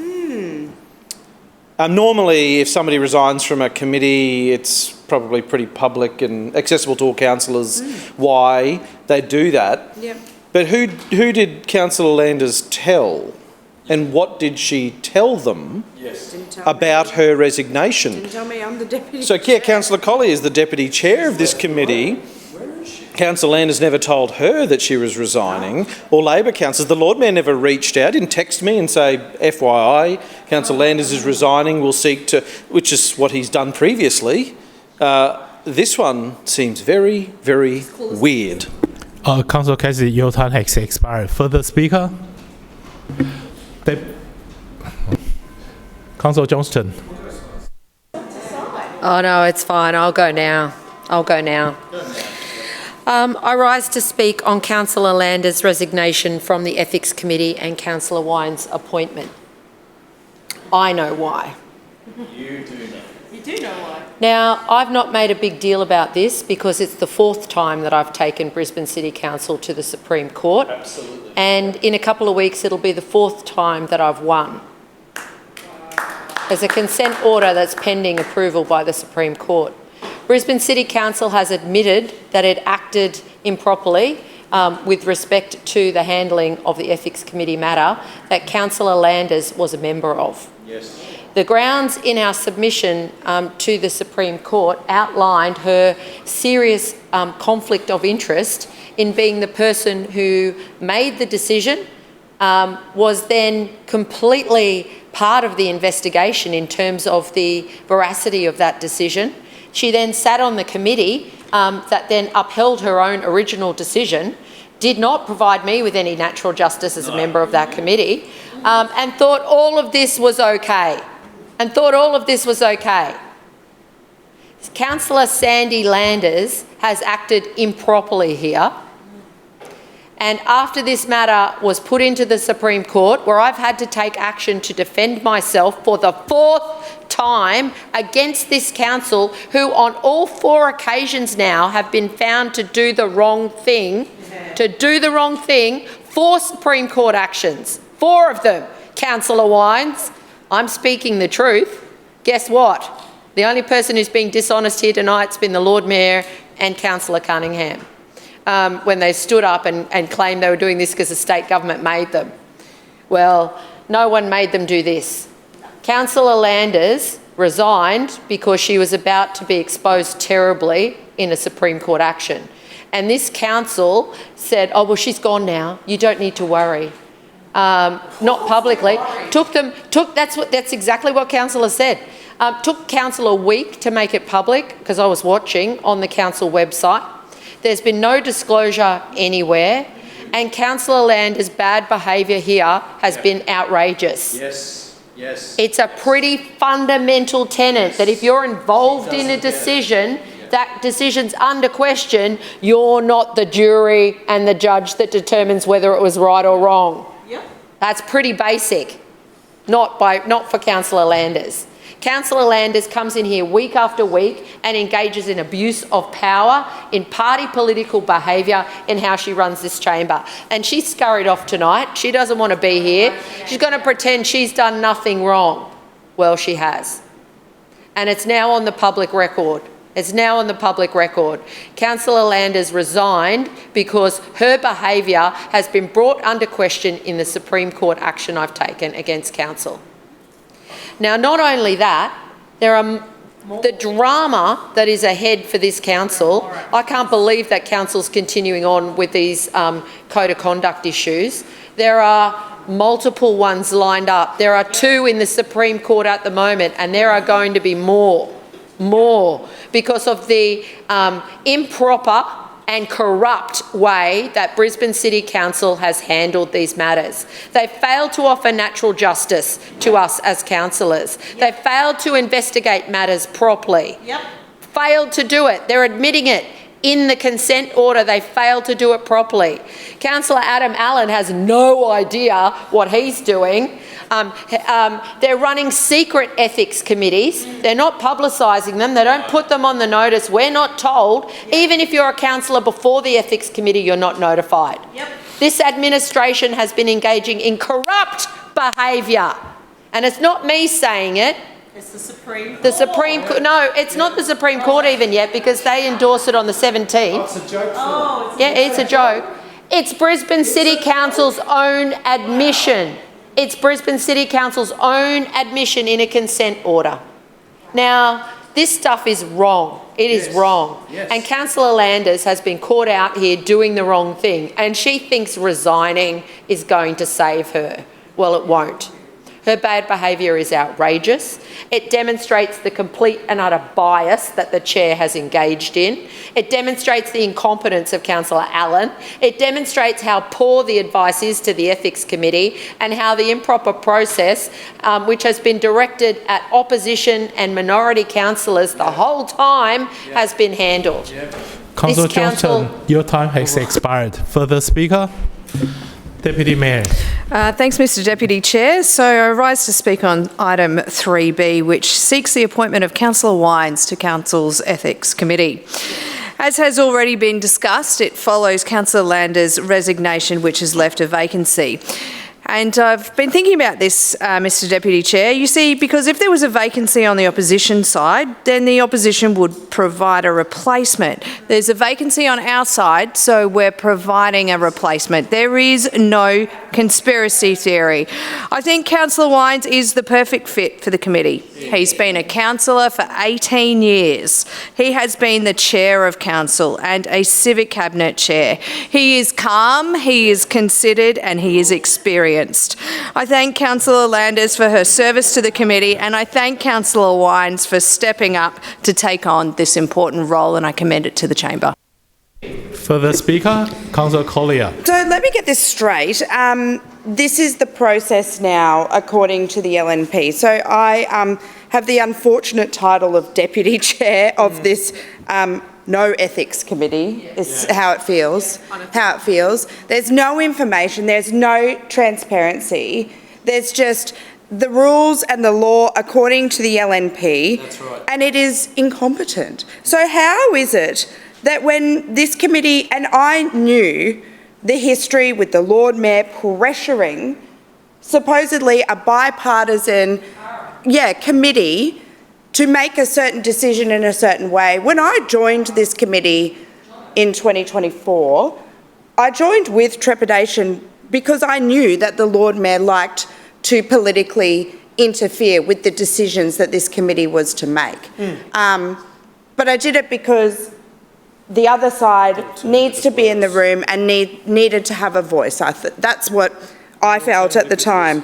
And the alternative is that all of them decide unchecked with no voice of opposition. So I guess we joined with a great deal of caution, and I feel like my fears have all come true because to this day, not one LNP councillor, not the chair of the Ethics Committee, Councillor Adam Allen, he has not contacted me, has not provided any advice when Councillor Landers resigned from this committee or why. You would think, apparently this LNP council is transparent and proactive and above politics. Why won't they just tell the truth?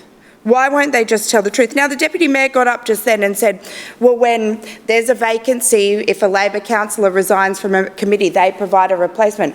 That didn't happen when Councillor Cassidy left the Environment Committee. Yeah, that's right. You replaced him with someone else that you decided.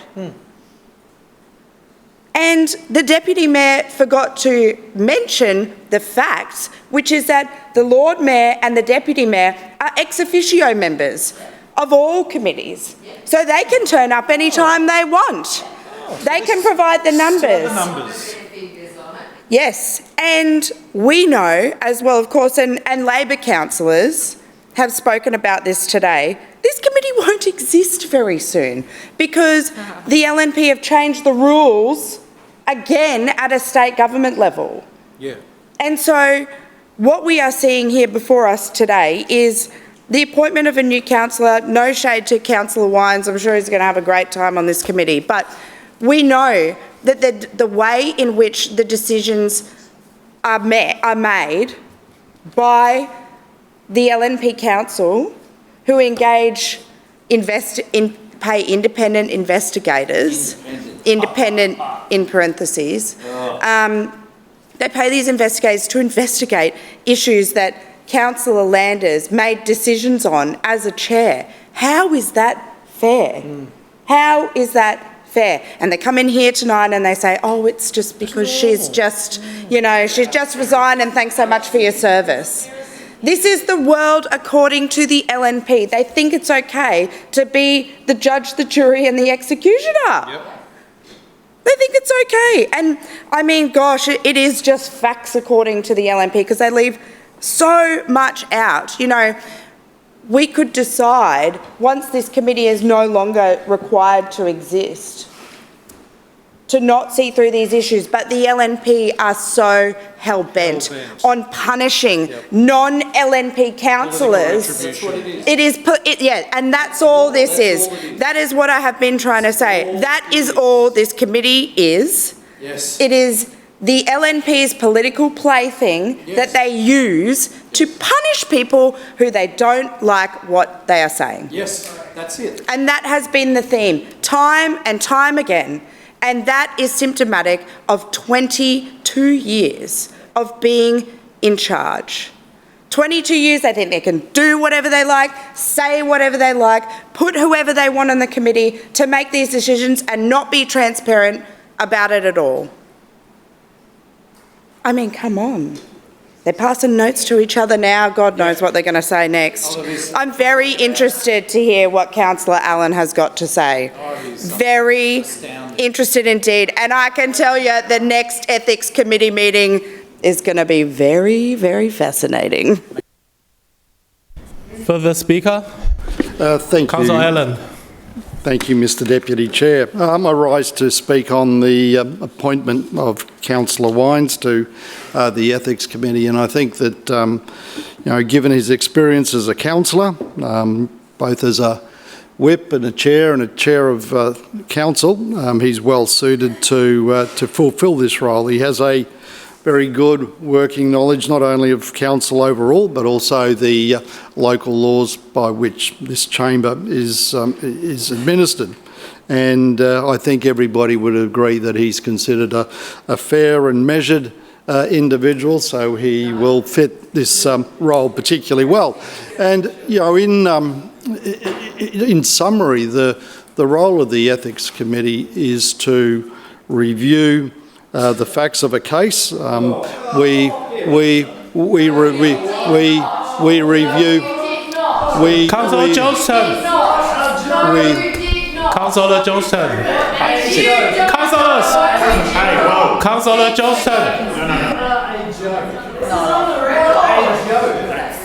Councillors. What a joke. Councillor Griffith. Just corrupt. Councillor Griffith, stop calling out. Councillor Allen.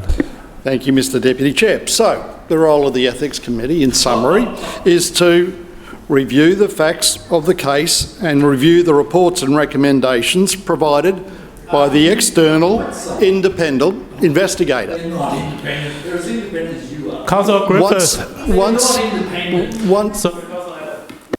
Griffith, stop calling out while... Councillor Griffith, please respect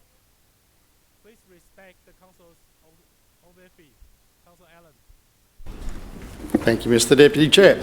So once those reports are tabled and reviewed, well, the committee discusses and deliberates on those reports, and a view is reached about the reports and the appropriate finding and any sort of penalty that might apply. So that in essence is what occurs.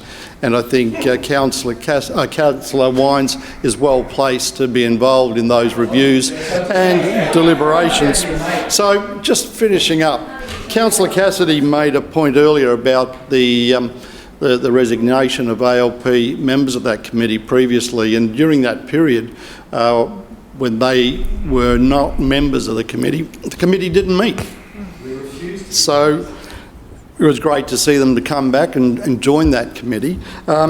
Councillor Collier, I would point out too, has sat in those meetings, and not surprisingly, we don't always agree on every finding, but nonetheless there have been occasions where we've agreed, occasions where we haven't agreed, occasions where there's been abstentions, but ultimately Councillor Collier sat in those deliberations.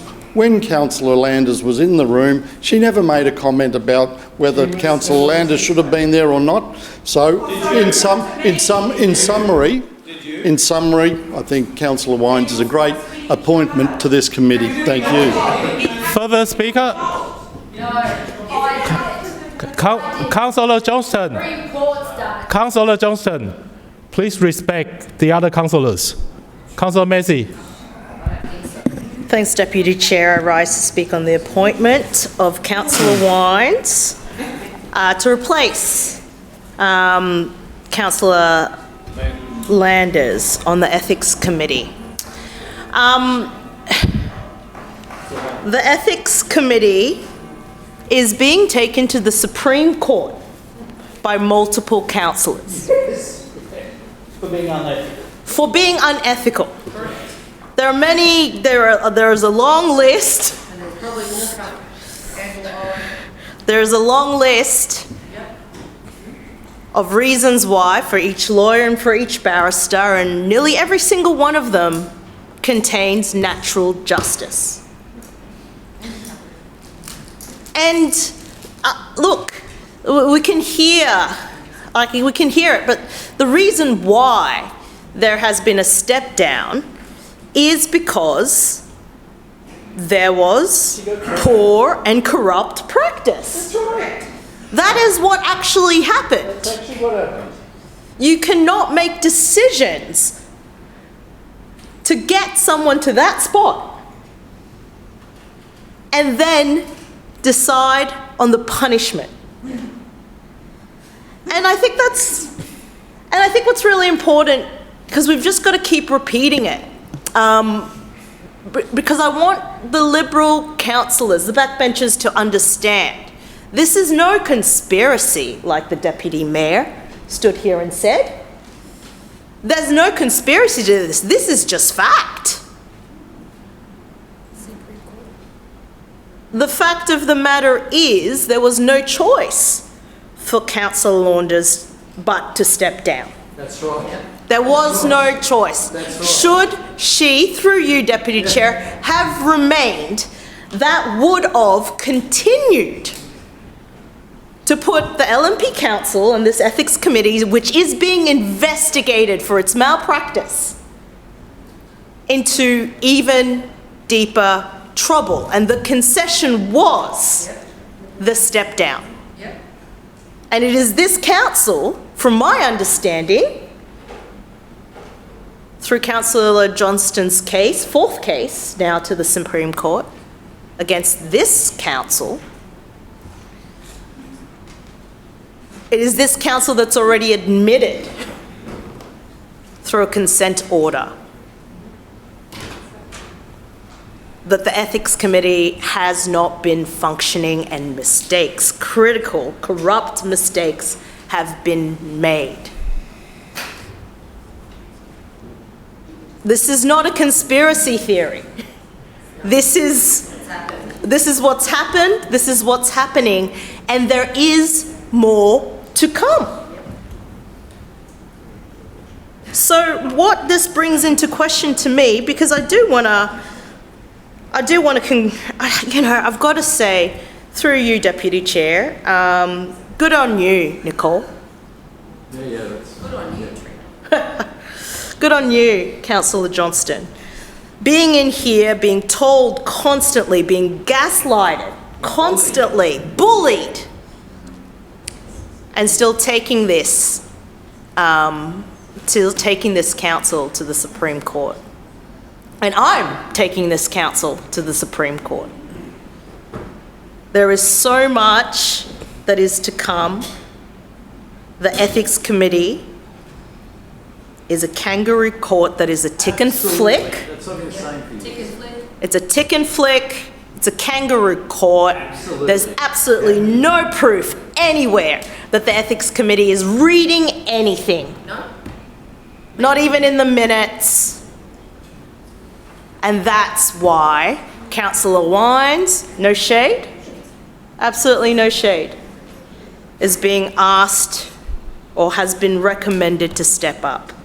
This is a clean-up job, but it's too late. Yeah. Well said. Well said. It's too late. Further speaker, Councillor Kim. Thank you, Chair. I just have 2 dates that I need to put on the record here, refuting Councillor Allen's false claims. Yeah, what was he doing on those 2 days? What did he do on the 22nd of September, 2023, and the 24th of March, 2023? What was he doing? He's thinking. He's thinking we'll give him maybe 10 seconds just to work it out. Got no idea? You sure about that? Please enlighten us. Absolutely. In fact, it's the Councillor Ethics Committee minutes, publicly accessible. Now, should we just go back in time and look back at what Councillor Allen just said? He just said, no, we didn't meet. We didn't meet without Labor councillors there. Then why are these minutes accessible online, Councillor Allen? What do they show? Oh, who was present? All right, let's see. Read it out. Councillor Adam Allen. Oh! Okay, that's number 1. There's only 3, remember. Only 3. Councillor Tracy Davis, LMP.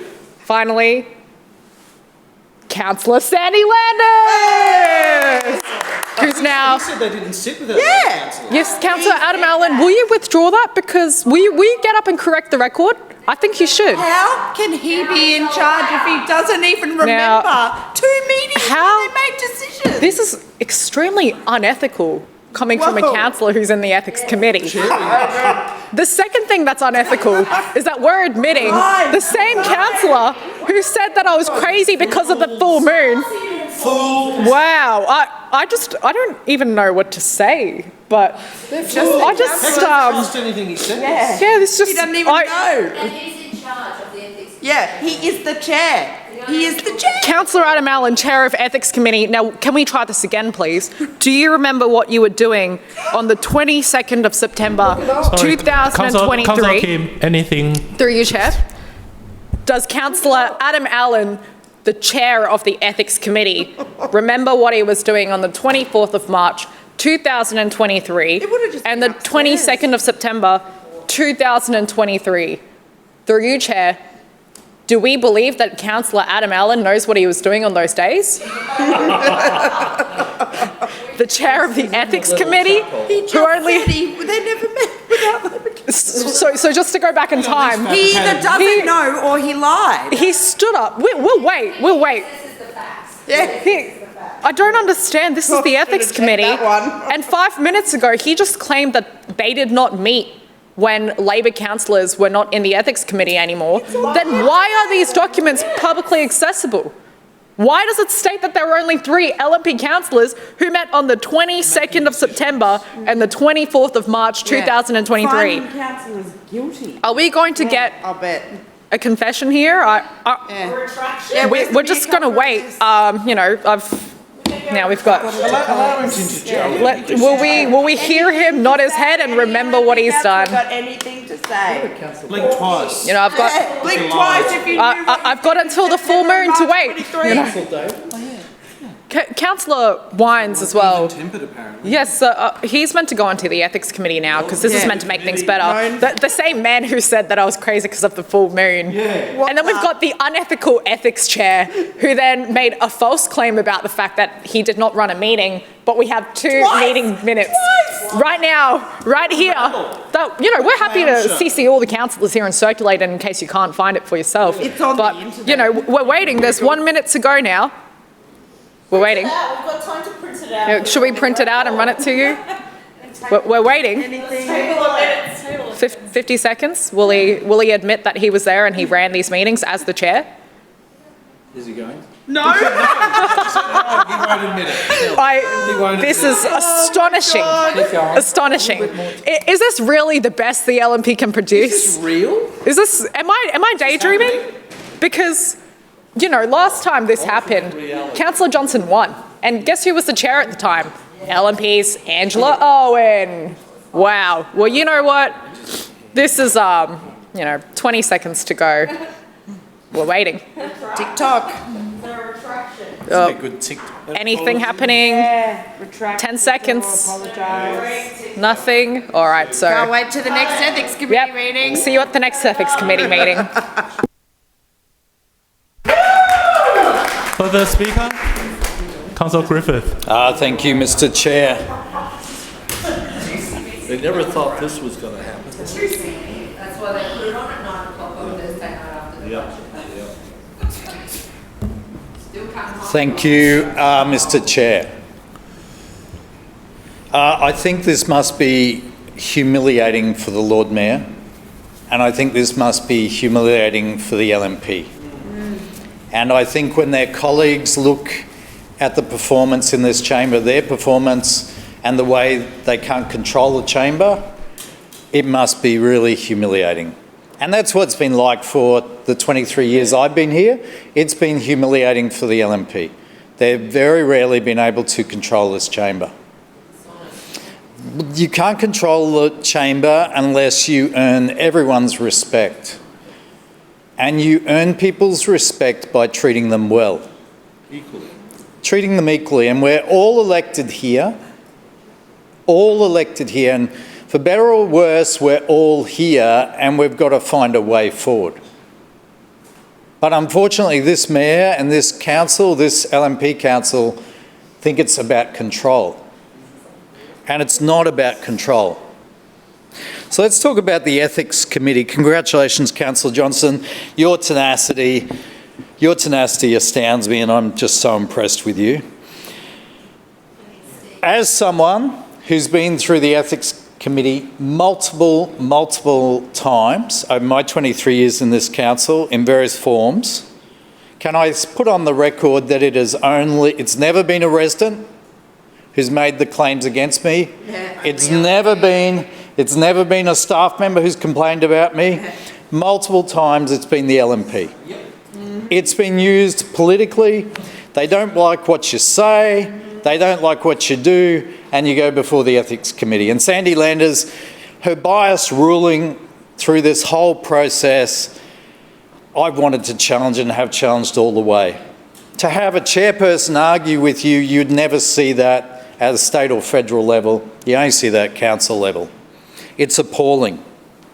And what they've found out, what the Supreme Court have judged, is that it's actually unfair for the person who's passing judgment on you to be the person sitting on the committee judging you.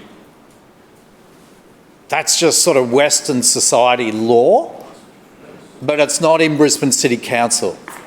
And the fact that the Lord Mayor doesn't understand that, I think for me more profoundly, the fact that city legal and city governance, our people up there, paid huge amounts of money, don't understand that and doing the work of the LNP, disgusts me and shows the implications of how entwined the LNP are in the governance of this city. It is disgusting in a way that I have never seen in government before. And I think there should be people removed from their positions up there. But what I would say is this is really about bad judgment of the Lord Mayor and bad judgment of Councillor Landers. And Councillor Landers can't be bothered to be here. How humiliating. How humiliating. Our own little Opus Dei sitting up there judging people, but she can't be here in the chamber to speak up. Yep. This is appalling. I think it actually needs, this council, the other thing I want to put on record is ratepayers should be aware every time the Lord Mayor or Sandy Landers does one of these, it costs them $30,000. Like that? No, 30,000 plus. It costs ratepayers $30,000 plus to run the council side of things. Then to defend us costs the local government insurance a lot of money as well. So you have all these lawyers making a lot of money. And they're producing no outcomes for ratepayers. The amount of money this Lord Mayor and this LNP administration are wasting on ratepayer money on attacking the opposition, do you know what? All the charges I've had have never made a difference to my result, and it keeps going up. Yeah. And strangely enough, that's what Christopher Foley says too. He says it's up to the ratepayers to make the judgment about how your councillor performs. Yes. So this is astounding. Councillor Griffith, your time has expired. I think this is appalling what's going on. Further speaker? It says no further speaker. Lord Mayor, right or reply. Now I now put item 3B to the vote. All those in favour say aye. Those against say no. The ayes have it. Division called by Councillor Cassidy, seconded by Councillor Collier. Ayes to my right, noes to my left. Clerk, please ring the bell.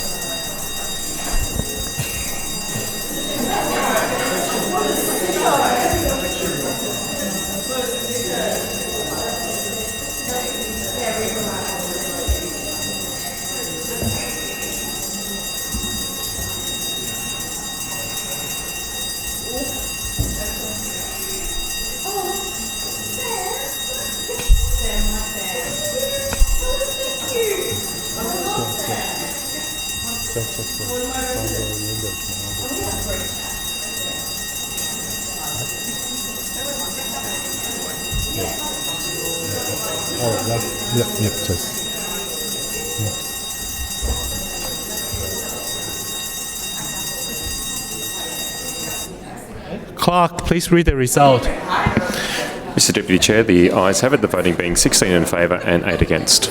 The item is carried.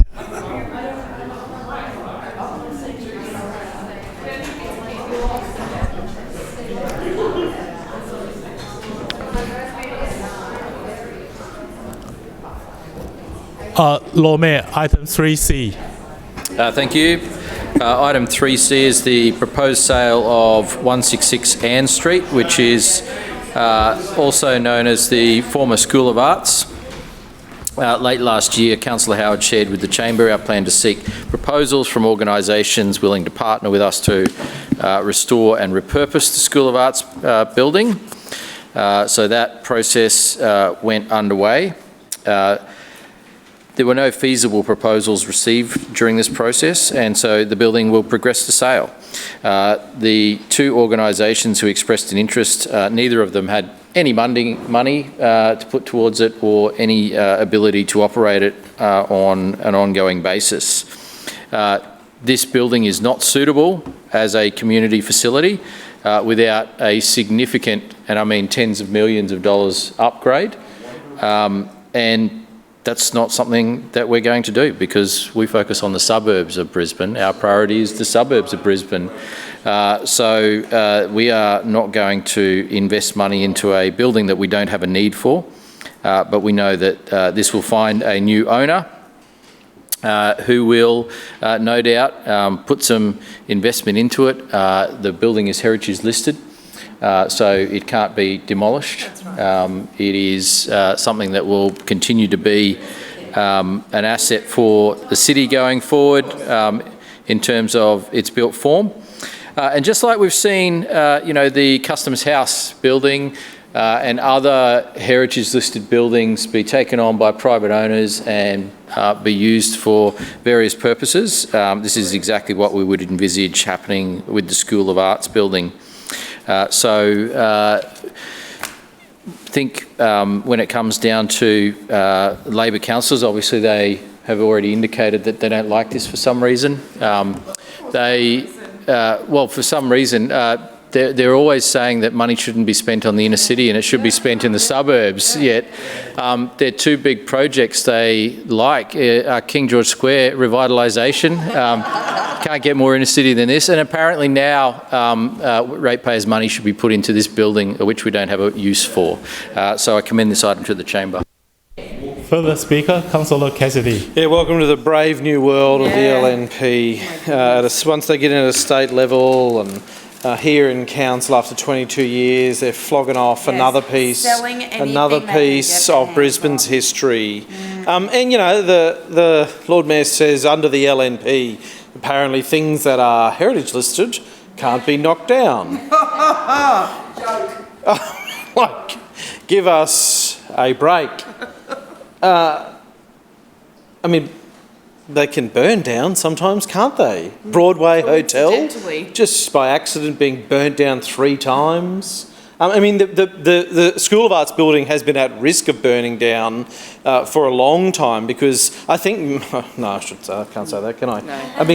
They left the gates open at the place. You could just wander up there. I remember going up there and finding all sorts of aerosol cans and lighters and all sorts of stuff on the veranda of this place years ago. And I'm sure it's still like that at the moment. The LNP's stewardship of this heritage-listed asset is nothing short of a disgrace. Now, the Lord Mayor just got up here and sort of made out like there's never been a proposal on the table to save the historic School of Arts building. It's like nobody's ever had any money on the table or anything like that, interest in maintaining, there's that word again, maintaining a heritage asset. Now, just like the Story Bridge, which is listed on the Heritage Register, the School of Arts building listed on the Heritage Register, and the owner has very specific legislative requirements around its maintenance. The School of Arts was transferred to council back in 1966 for a public library and then had later become a space for community organisations for now what is generations since that time. Now, it was 6 years ago, just after the Lord Mayor had become the Lord Mayor, that he announced he would restore the School of Arts. Now, he's got up today and made out like that never happened, like that project never even existed. They committed $6 million back then, and we welcomed that announcement and encouraged them to get on with the work. And we had been advocating for an investment in this historic building, which is a part of the sort of built history of Brisbane, the historic fabric of our city, after so much of that built history had been destroyed by the National Party and the Lord Mayor's political hero, Joh Bjelke-Petersen. And so much of the city's history had been destroyed by that National and Liberal Party government, by somebody the Lord Mayor looks up to, for his style of government anyway. And so this was one of the last pieces that we have left in Brisbane that this Lord Mayor was supposed to be a key steward of. When he took on the Lord Mayoralty, and then he went and announced that, he made out to the people of Brisbane 6 years ago that he had a plan to save the School of Arts building. This all sounds so familiar, doesn't it? Just another broken promise by this Lord Mayor. It sounds just like the Story Bridge again. Now, council wants us to believe that the building's deterioration was due, if you read the papers, was apparently due to leasing it to community groups over 10 years ago. As the owner of this building, Council is responsible for its upkeep, but they failed. Yeah. Now, as we said, it's the same story as the Story Bridge. These aren't things that happen in isolation and without the knowledge of the LNP, without the knowledge of the Lord Mayor and the knowledge of Councillor Howard as not just the chair of the committee that was supposed to look after it, but as the local councillor. Is she okay with just flogging off these heritage assets? She supports it. She's supporting this. They weren't kept in the dark about its deterioration. It was deteriorating at their hands. They had all the details at their fingertips and they ignored it. And what's worse is that the money was on the table. And in the end, they decided to spend that money on advertising and on overseas travel. Yeah. And now Brisbane pays the price. We're going to lose this iconic piece of Brisbane history in the heart of the city. What a shame. Now, the building needs work, of course, but for this LNP regime, it's not a priority. We heard that from the Lord Mayor today. What he would rather spend council money on, ratepayers' money on, is millions of dollars for ballooning advertising bills, for Pilates and pancakes in parks. Travelling. Overseas travel, and the Lord Mayor dropped this on his way out before. I think it's his itinerary for the round-the-world trip that he's about to go on. Three stops or five. Lord Mayor dropped that, scurrying out earlier. His priorities are all wrong. People don't want to see him do that. They want to see him Councillor protect the Cassidy, your heritage time of our has city. expired. Further speaker, Councillor Howard. Thank you, Mr Deputy Chair. I rise to speak on item 3C, the proposed sale of 166 Ann Street, Brisbane. Late last year, Council sought proposals from external organisations that could partner with us to help restore and repurpose the School of Arts building. We were hoping to work alongside a partner to reinvigorate this grand old dame. To facilitate this, we undertook a public market sounding campaign to see what was possible. However, the cost to restore and maintain this type of building is very high. Of the proposals received, none were considered feasible to move forward. This wasn't necessarily surprising, and so we're now looking to progress to the sale of this building. Across Brisbane, we've seen iconic heritage buildings be restored and activated through private investment. Take the former Treasury building, which is currently undertaking work so that it can bring a university campus right to the heart of the city. Now, I have no doubt Labor and the Greens, we've already heard some of it, will respond with performative outrage to this item. Opposition is easy, Chair, particularly when you choose to be lazy and oppose everything. By progressing to sale, we can help facilitate the revitalisation of this iconic building through private sector. Mr Deputy Chair, nobody interrupted the Leader of the Opposition when he was speaking.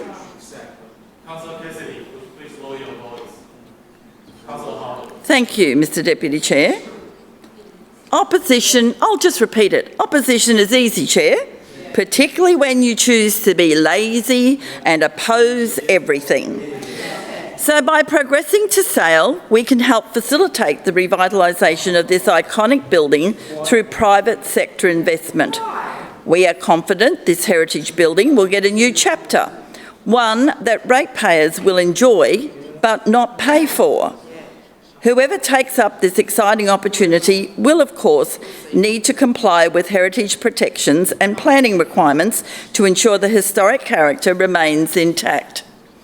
Mr Deputy Chair, we're excited to see the sale of this building lead to its next chapter, one where it can be enjoyed by the community, and I commend this item to the Chamber. Further speaker, Councillor Strong. Yes, Chair, Deputy Chair, sorry. Listen, when I saw this up for sale, or what council wants to do with it, I was quite incensed, actually. I joined the Heritage Committee probably 12 months ago and hoping to try to influence some protection of our heritage because, you know, I was around in the good old, well, not so much good, but bad old Joe days where everything got bulldozed. There was no heritage protection, or it didn't seem to be. Cladland was a prime example. And so I thought, oh, you know, it's just amazing how little we value our heritage, or how many in this chamber probably don't value this particular building, which was built in 1866. fair time ago, and I had to put it into context for myself, right? So it was originally designed for a home for girls that were training for service in homes and businesses, I suppose, as well. It became the School of Arts in 1878, a technical college in 1902, and of course, as the Leader of Opposition said, a library from 66 through to 81. So it's had a few things that have operated out of it over the years, but the other contextual thing that that really brought it home to me was what else was happening in 1866, right? The Industrial Revolution was just starting. The American Civil War was ending. The Eureka Rebellion was going forward. And I'm just thinking, that sort of put it to me to say how old and how few things in this city are of this age. I mean, the Tower Mill, of course, that was about 20 years before, or a little bit longer. But how many of those sorts of buildings still exist other than a facade? And sadly, a lot of our heritage is just a facade now. The internals are not heritage anymore. In some cases, they become contemporary, right? When you walk inside of them. I mean, this building here, which was certainly nowhere near as old, right? I mean, when Campbell Newman decided to restore this for the cost of about $200 million, it could have just been, you know, the facade could have been left out there for people to look at, and it could have been redesigned and made in a contemporary, modern type building internally. But no, it was heritage. We've got to keep the heritage, or some of it anyways. Now, we only have a few dozen buildings really that we still protect. I mean, this is a state heritage place that we're talking about, right? It's not just a council heritage listing, or what we want to do in regards to preservation, right? And of course, Councillor Cassidy talked about how much money was on the table to restore it. Only probably a half a dozen years ago, and I remember it being in the budget. And of course, that money, that $6 million thereabouts, was not spent doing it up. We've just neglected it. And we've been neglecting it since, well, really since the 80s, really. We haven't really invested any money. Sound familiar for other things in the city? Like the Story Bridge and a few others, right? We've been neglecting it. And of course, we seem to be doing what a lot of people that buy old homes do.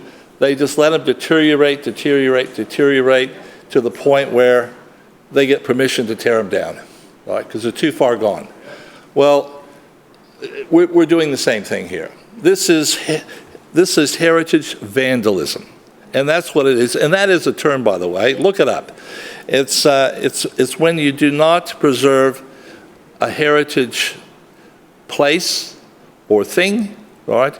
And you let it deteriorate to the point where it's not worth probably keeping other than a full restoration or a full rebuild, really, a bit like the Story Bridge. Councillor Strong, your time has expired. You, Further speaker?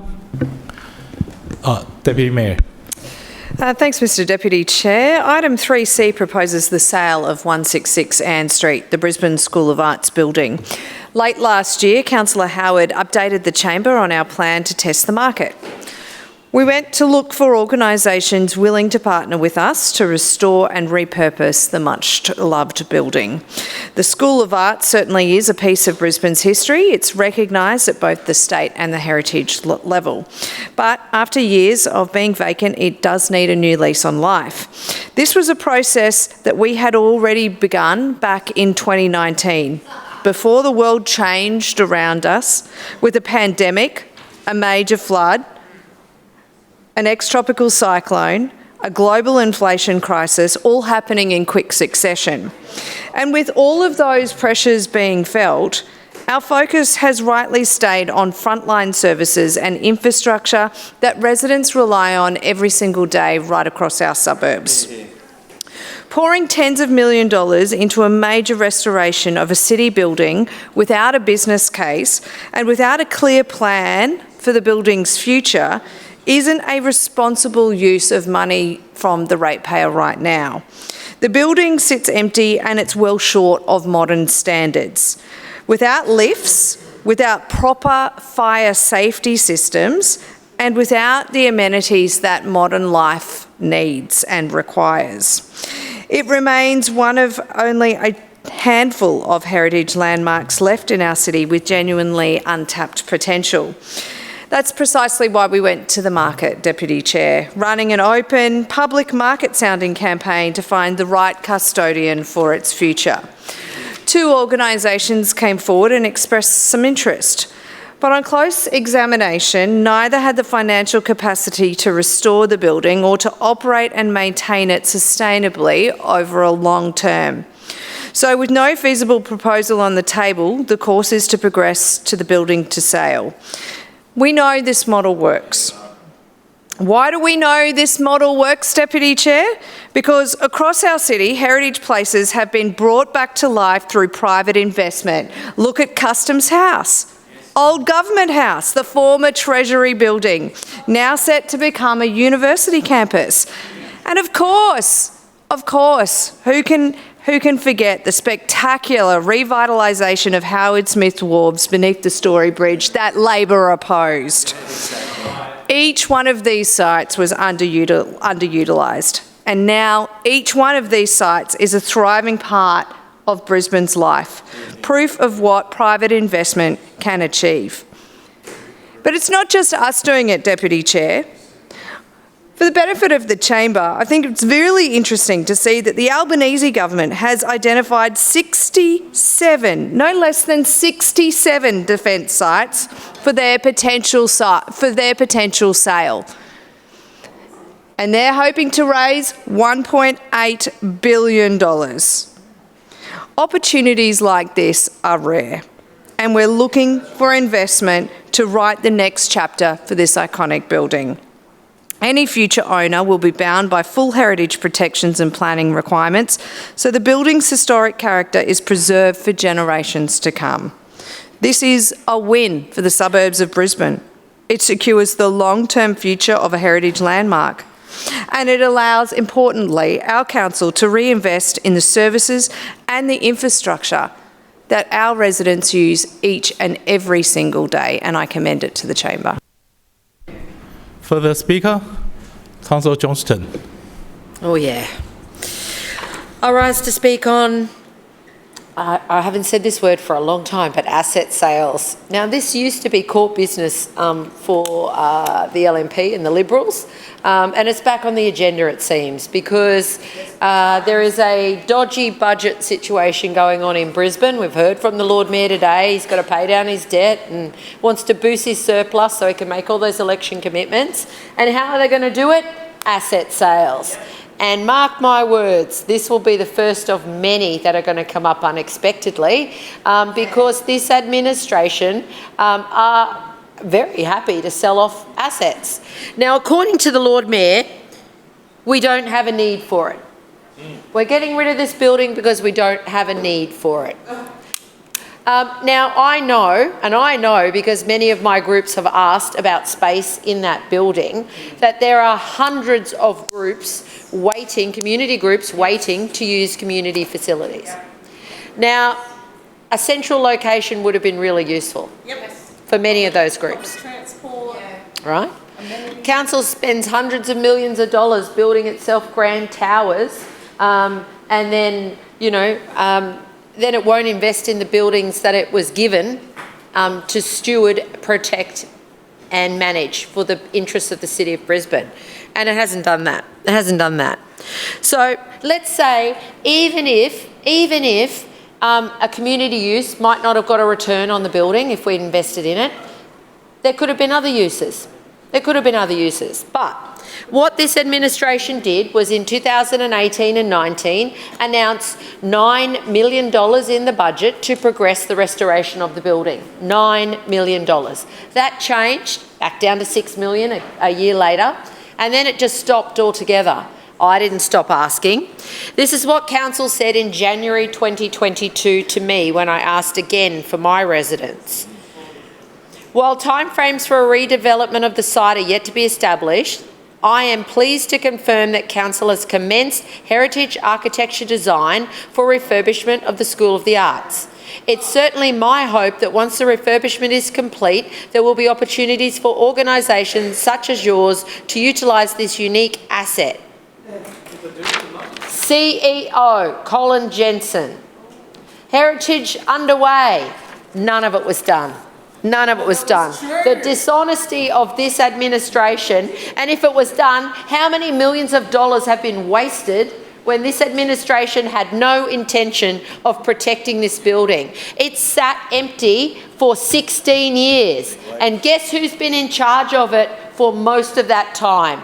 Councillor Vicky Howard, as the chair of the committee responsible for community organisations and the local councillor. This is someone who sat back and let neglect unfold. Neglect unfold.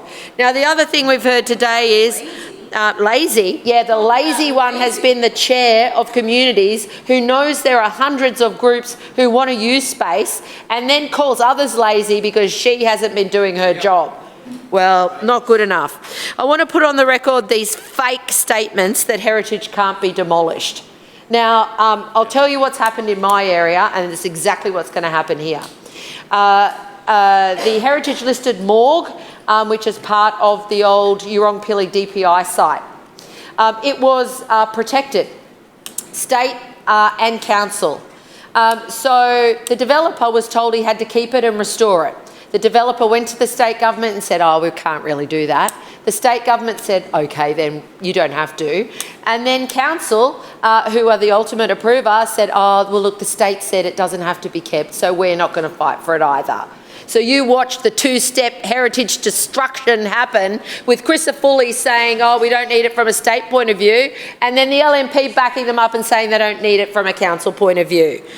The heritage protection isn't worth the paper it's written on because of this LNP administration's cosy deal with developers and allowing them to demolish heritage-listed structures in this city. And that's just happened in the last few months in my ward. And that's what's going to happen here too, for sure. Now, of all the proposals received, we don't know what they are. We can't get that information. We're not able to access it. We don't know. We can't trust a single word these people say. A single word. They promised to fix it year after year and didn't. They promised to spend millions on it and didn't. Councillor And guess Johnson, what? your time What has if we had a expired. property Point of order, Chair. Chair. Point of order, Chair. Sit down. Councillor Johnson, your time has expired. Councillor Edelman. Thank you, Chair. I move that this council now adjourn for a period of 15 minutes, which commences only when all councillors have vacated the chamber and doors are locked. Seconded. It's been moved by Councillor Edelman, seconded by Councillor Gibney, that this chamber adjourn for a period of 15 minutes, only when all councillors leave the chamber. All those in favour say aye. Aye. Those against say no. The ayes have it.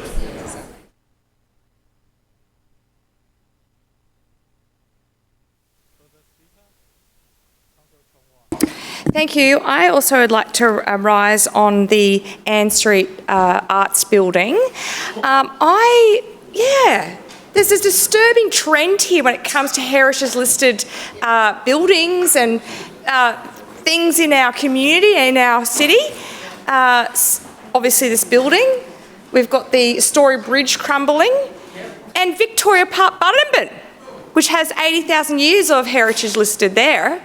So what's really disturbing is that this council just doesn't manage their budget in a priority where they put these assets front and centre. You should have been maintaining this. You should have been investing in these heritage listed buildings and infrastructure. It's part of the history, yes.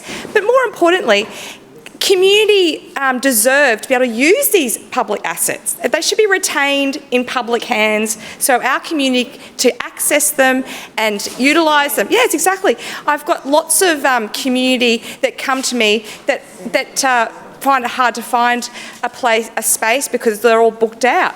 So I think this is really quite very tragic, really, that you're letting this slip by and just selling it off and not caring about this heritage listed building. It's a beautiful building, yes, and it's in the inner city, so it's close to public transport. It's a place where people can come into the city and enjoy the heritage iconic value of that building.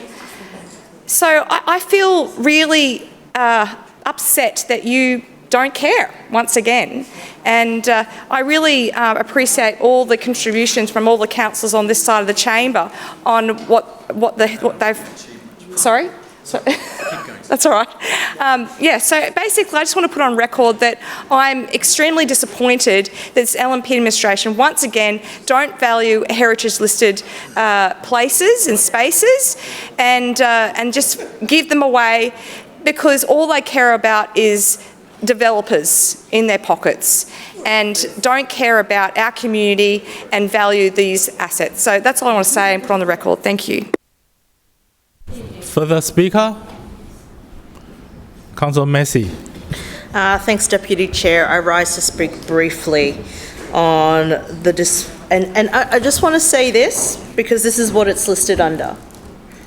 Disposed surplus property. Surplus property at 166 Ann Street. That's what the LNP Council describes a heritage building of importance in our city. Surplus. That's how it's listed. Public assets have to be cared for by the public. We're the public. And they should remain in public hands. And what we see here is the disposal of a surplus, a history, a building with long history. That this council itself had important heritage, which is why they had previously, 2018 from memory, and then afterwards allocated budget allocations, and now it is just surplus.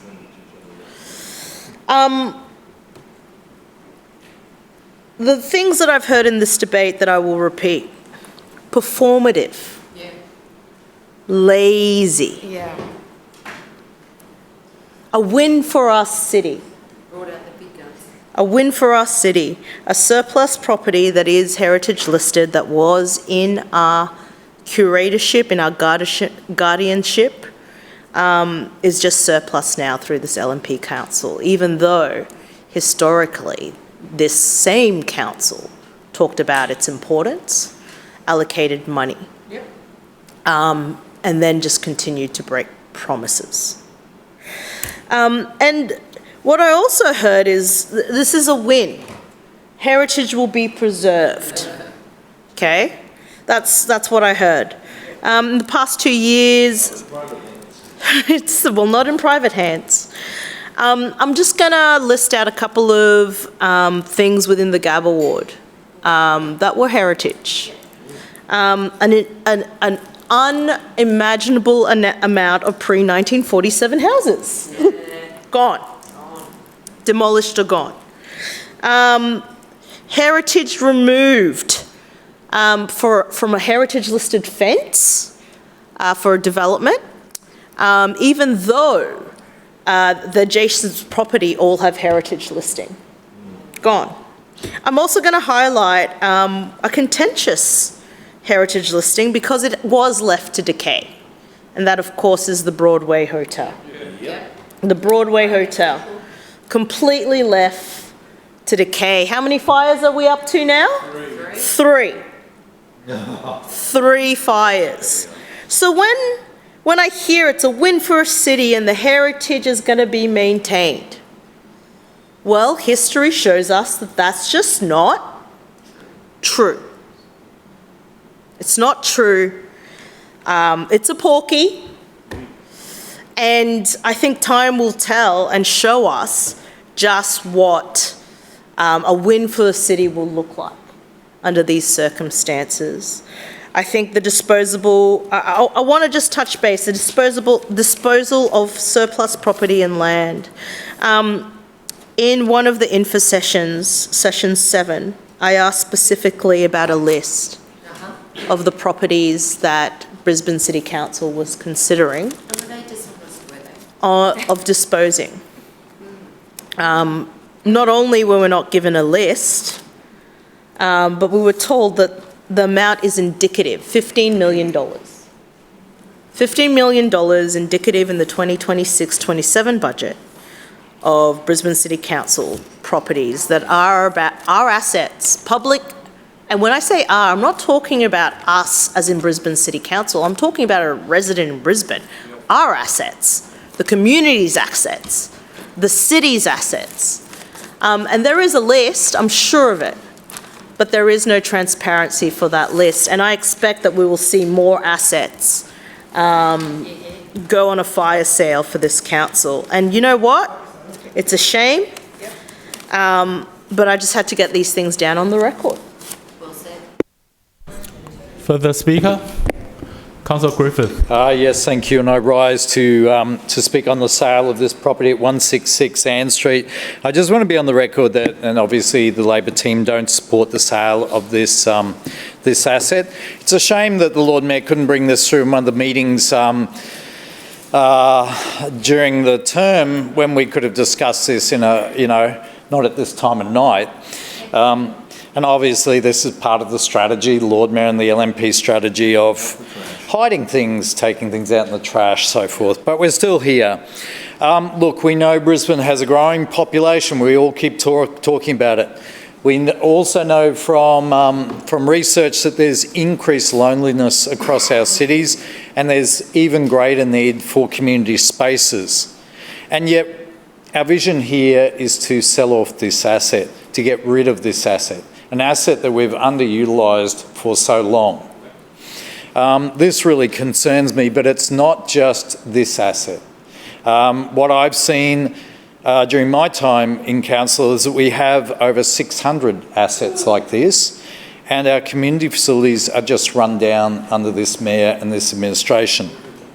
In fact, I don't think they have any vision for our assets. I don't think they have any vision for community assets. And all we've got to look at is what's happening at Cooperoo, where we know that there was a bowls club there that this council didn't jump in and support and save because it didn't want more community assets, it wants less. Or East Brisbane Bowls Club, where we got rid of it. Actually, the LNP tried this trick on where they tried to sell it off one meeting before Christmas to a developer. And that for a high-rise. They could put the Bowls Club on top of it. That was done, there's just been dodgy deal after dodgy deal after dodgy deal. These people, the LNP administration, the Lord Mayor, they think that they own these assets. They don't. The people of Brisbane own these assets, and it's up to us to maintain them. In fact, the Lord Mayor, one of them, was saying about City Hall. I think that was Councillor Adams. Oh, of course it was Councillor Adams. She was saying how important it was to maintain assets. Yes. Strangely enough, and I won't make the link, but there is an asset in my ward that's now part of an investigation because it appears that what we've done in relation to that asset could actually be corrupt. What? Could be corrupt. It's been determined by the CEO that on investigation of new information that's come to light, that what we did in terms of demolishing part of this asset, because the developer rang up and wanted it demolished, looks like it's corrupt. Wow. Who was the chair in charge? Oh, that's right. Now, I won't go there, and every commitment was made to me before the election that, no, this won't happen, this won't happen. We'd never do it, Councillor Griffiths. Then bang, after the election it happened. But that will all be investigated. The officers will all be interviewed. Records will be covered or uncovered. It's okay, maybe they're online. Recovered. Maybe they're online. Maybe this meeting. Maybe they're with. Maybe. Maybe they're on people's phones. But I am glad that it's being investigated properly, because I think this is not the first. I think where there's smoke, there's fire. And I think there's a lot of fire burning with what's happening, particularly in our leasing facilities and in our community area. I think there is a lot of bad stuff happening there. Really bad stuff. And a lot of covering up. And I think it needs to be investigated. And I don't know the deals. That's the issue. I don't know the deals. None of us know the deals sitting behind what's going on here. Is there? Has this been looked at by the Better Suburbs Board? I don't know. We can't see those files anymore, can we? Our Lord Mayor doesn't want us to see those files. So for me, that's right. Oh, look, the Deputy Mayor, I think she should be a bit concerned as well for what is going on with community facilities around the place. I think a number of LNP councillors should be very concerned about what's going on with community facilities. I'm extremely concerned. And once again, they've got form. They've got form. And somehow I think there's a lot of bad karma coming their way. Further speaker? Well, as there's no further speaker, Lord Mayor, right of reply.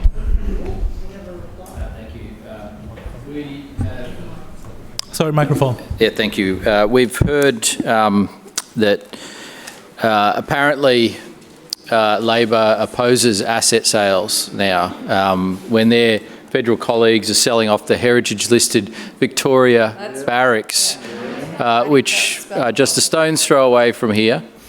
But they're okay with that. That doesn't count. That's totally fine. They haven't raised any concerns about that. They're not mounting a campaign about that. That's totally fine, because that's Labor doing something. But they're apparently outraged about this one. The reality is, Councillor Cassidy has been the opposition leader probably about 6 years now. And, well, I don't know, maybe longer, but at least 6 years. And I don't recall too many times where he's actually even raised the issue of the School of Arts at all. Like,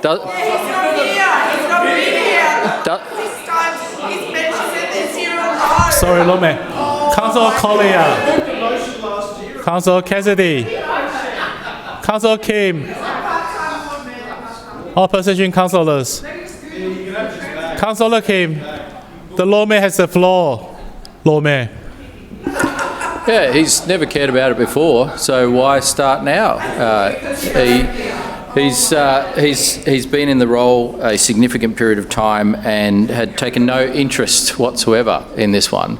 But he does rail against any inner city expenditure. He complains there's not enough money for the suburbs.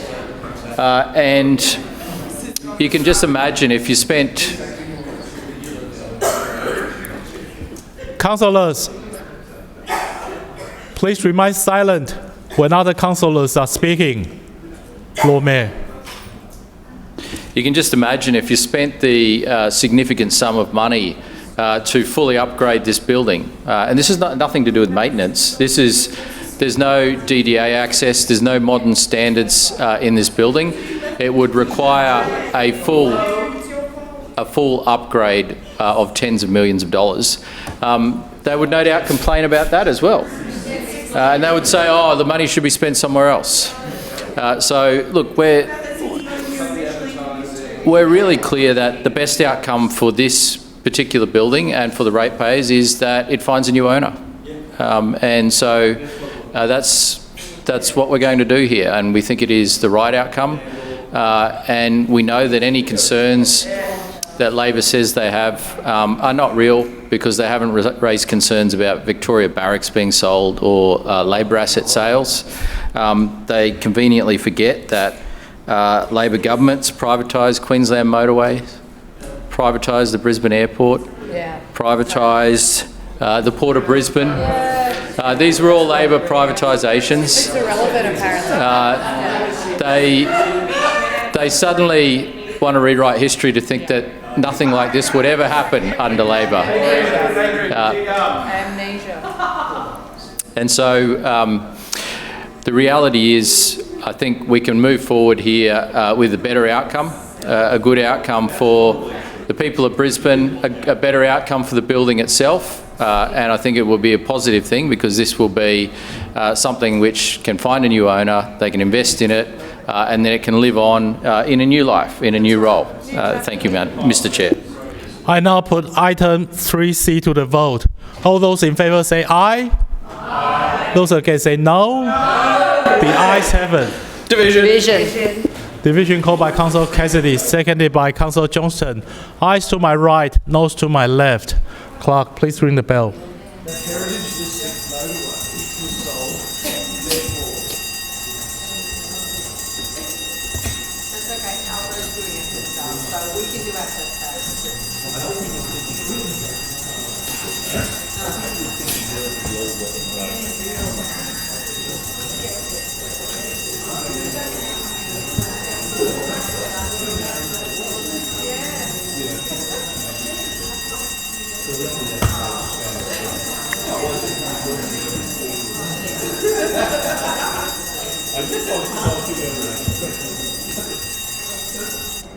Clerk, please read the result.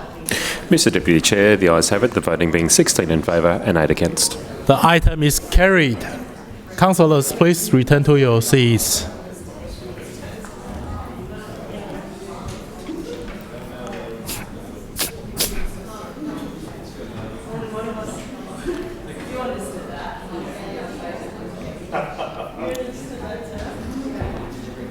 Lord Mayor, item 456.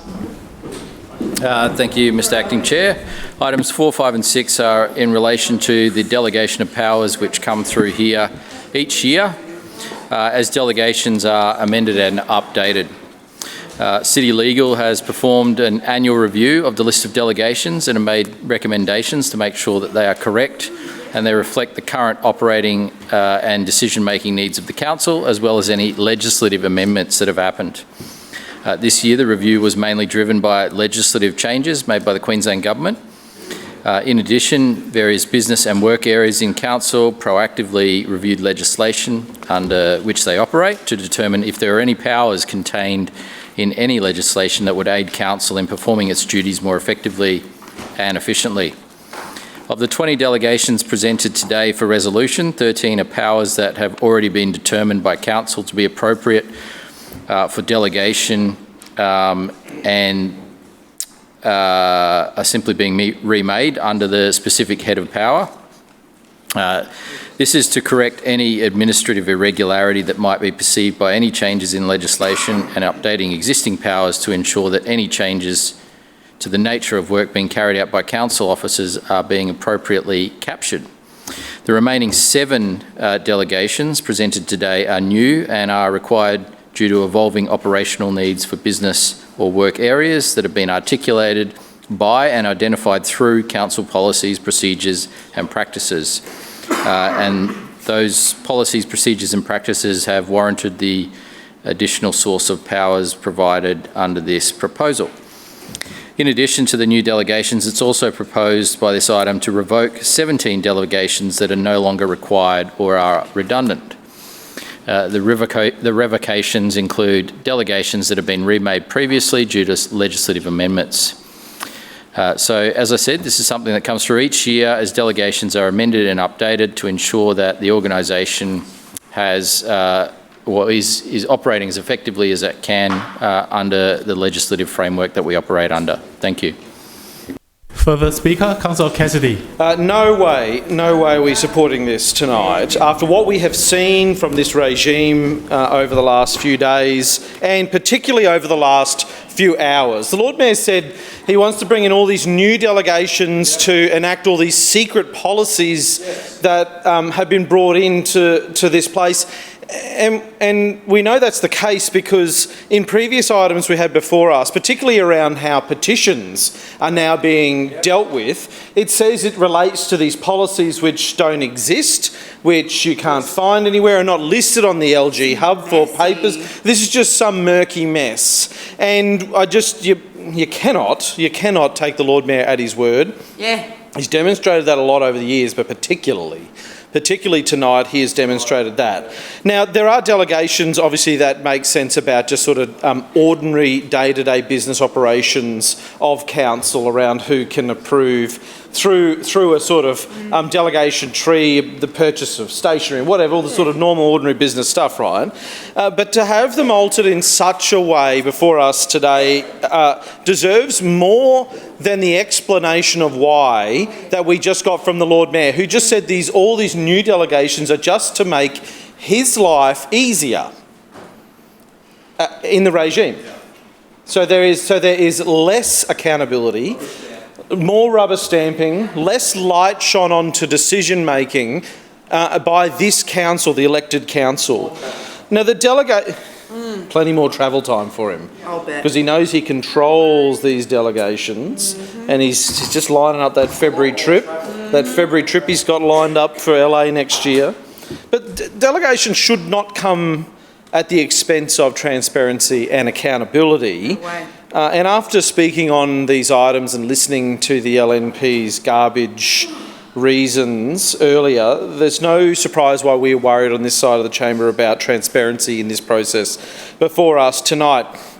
When council collectively here and the majority are making this decision, delegate powers away from elected representatives, from the elected council, it's important that appropriate oversight remains in place and that significant decisions continue to be subject to scrutiny. In particular, we note in what is laid out before us today that we have a delegation to the CEO relating to senior executive employment, a delegation to the CEO to make submissions in response to consultation invitations. We wonder why they're trying to mop up this mess they created over the last couple of months. We wonder why that one's included in there. And there's broad delegations for grant applications. Now, in point 6, it also gives the CEO all of council's powers under the City of Brisbane Act to make decisions on what is actually before us today in the special meeting. So clause 1, from the pensioners' partial rebate, the rebate for not-for-profit kindies, for housing providers and infrastructure charges. So why can these powers, which are special to us as a council and important for us to exercise on behalf of the people who elect us, being left now in the hands of one single person who is not elected, and is only answerable to the Lord Mayor? The Lord Mayor can direct the CEO to do what he wants. So does this mean now that the CEO of her own volition or at the direction of the Lord Mayor pull the trigger at any time to remove rebates and put a bit of extra cash in council's pocket without anybody in here knowing? And without any member of the public knowing if things get really desperate for the LNP. You can't even call the file on it. And you can't call the file on it anymore. So what is the point of voting and making decisions in this chamber at any point going forward if ENC and the Lord Mayor more directly and the CEO can override those decisions now through these delegations? It's just very concerning regime-type behaviour, wanting more centralised control and power in the hands of the Lord Mayor and directed through the CEO, blocking any debate, any dissent, even any questions. This is very bad President, governance. your time has expired. Further speaker? Councillor Johnston. Oh, yeah.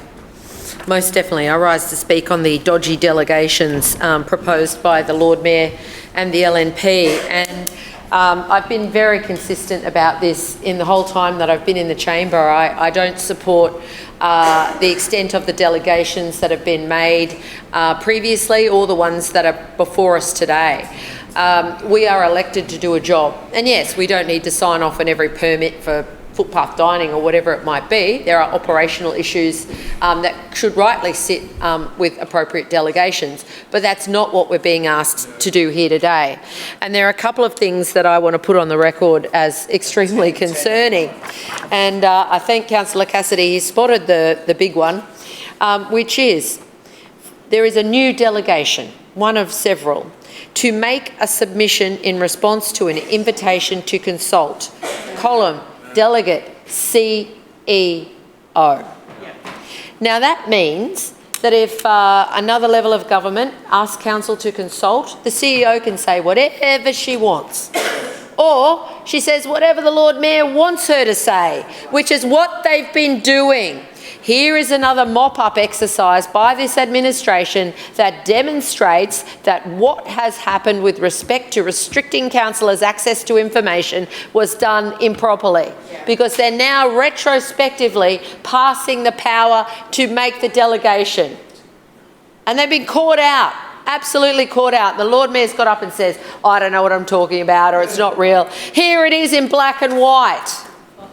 Does any single person think that an unelected public servant should be making decisions and submissions about things that impact on our council and the residents of Brisbane without any consultation with councillors?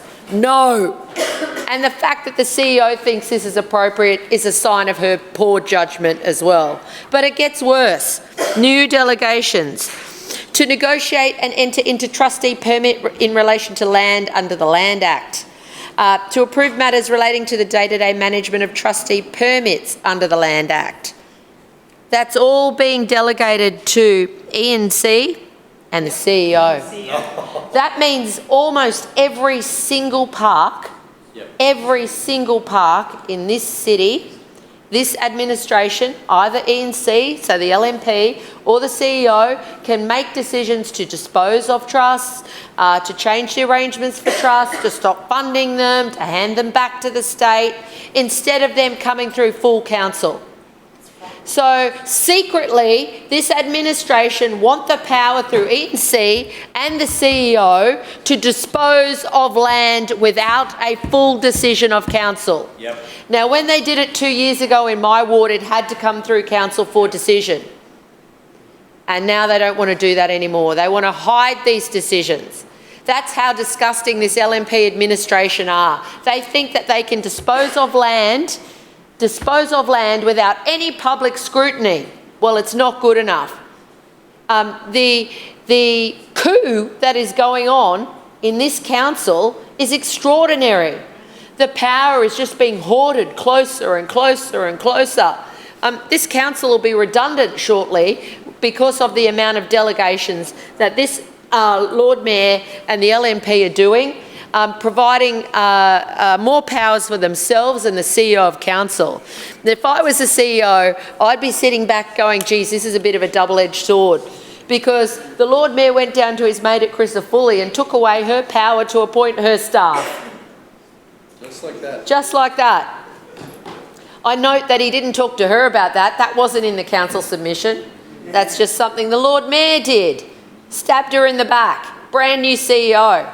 Now he's throwing some scraps back. I'll let you do the terms of appointment, but I'll make the decision about who's going to work there. That's so the LNP can control senior executives at Brisbane City Council. And just like Councillor Griffiths has been saying, this is about how entwined the senior administration of this council is with the LNP. And this enshrines it further.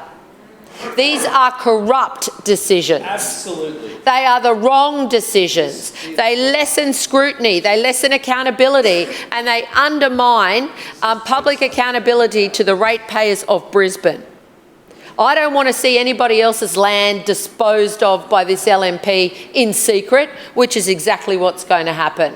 Yep. exactly what's going to happen, and it could happen in anybody's park. Councillor Johnston, your time has expired. Further speaker? Deputy Mayor. Thanks, Mr Deputy Chair. I rise to speak on items 4, 5 and 6 and deal with the annual review and update of Council's delegation of powers. This is something that comes through this place each and every year, and I'm sure that those opposite do know that, even if they choose to pretend otherwise. City Legal has performed a thorough annual review to ensure that delegations are up to date and they're correct, and they reflect Council's current operational and decision-making needs, as well as any legislative amendments that might be required. This year's review was primarily driven by Queensland Government legislative changes. Business and work areas across Council also proactively reviewed the legislation to identify any additional powers that would help Council perform duties more effectively and efficiently. And this is about supporting our Council officers who make decisions each and every single day. Of the 20 delegations presented today, 13 are powers already determined by Council to be appropriate for delegation and are being remade under the specific head of power in the relevant legislation. This corrects any administrative irregularity and updates existing powers to reflect changes in work that's being done by our Council officers. The remaining 7, though, Mr Deputy Chair, are new delegations required due to evolving operational needs identified through our policies, procedures and practices. In addition, 17 delegations are proposed for revocation, including those that are redundant or have been remade following legislative amendments.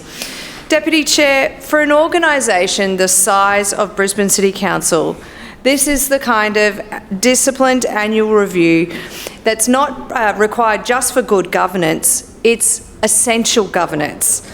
Those opposite wish to suggest otherwise, but the residents of Brisbane expect us to be the grown-ups in the room. They expect us to make sure that our delegation framework is fit for purpose, legally sound and up to date, and that is exactly what we are doing. I couldn't help but reflect, Mr Deputy Chair, that those opposite don't like it when unelected bureaucrats are making decisions, but they also don't like it when elected councillors are making decisions. So I'm really not sure who's supposed to make the decisions, but I'll tell you what, the Team Schrinner, we're making the decisions, we're making the responsible financial decisions for the City of Brisbane, and long may it rain. Further speaker? Councillor Griffiths. Can I say... Councillor Johnston, Councillor Collier, please respect Councillor Griffiths. I would just like to... I'd just like to read something into the record I would like to read something to the record because now everything is making sense to me in relation to what we're moving here. This is a council officer. I won't say who it is, but hey mate, Jellicoe Street has received local councillor support to demolish. We just need to update the ward office when we want to proceed with works. Okay, so thank you, the officer. Let me go to the next email. Jellicoe Street is a council facility, 42 Jellicoe Street, Coorparoo. But it gets better. And this is an email from the Lord Mayor's office.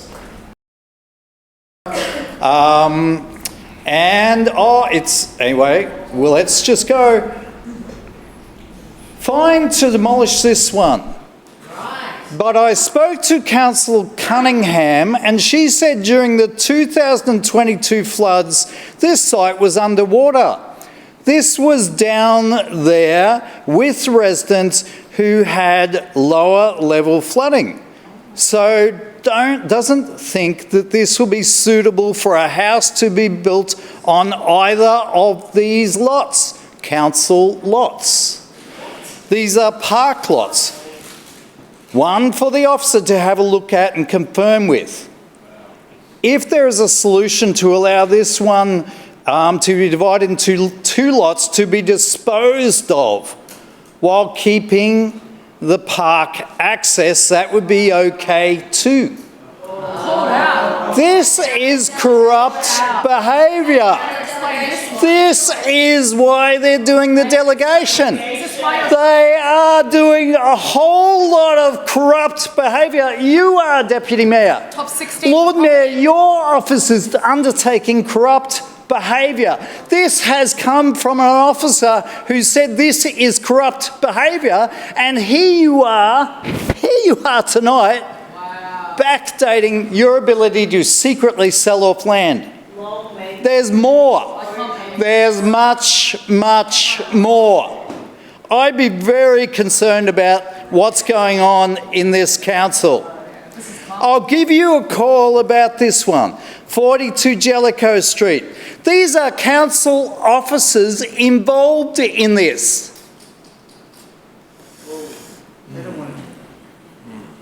This is incredible. This is corrupt. Oh, lot 124 on RP 127222. Zoning. What's the zoning? Sport and recreation. Area 405 metres squared. Oh, there's a picture of it. 44 Jellicoe Street. This is in your area, Deputy Mayor. This is only the start. This is riddled through these people. Selling council assets, undertaking illegal activities. This is illegal. This is corrupt. Keep laughing, LP. 44 Jellicoe Street. On the right side, zoning. Lot 125 on RP 1277 or 722. Zoning, sport and recreation. Area 405. This is what's going on here. Wow. This is pure corruption. We're going to expose all of you. The Deputy Mayor's office cooking up sale of Barclays. You think we don't know more than this? You think you can hide it all? Wow. Shame. Have a nice read. It goes on.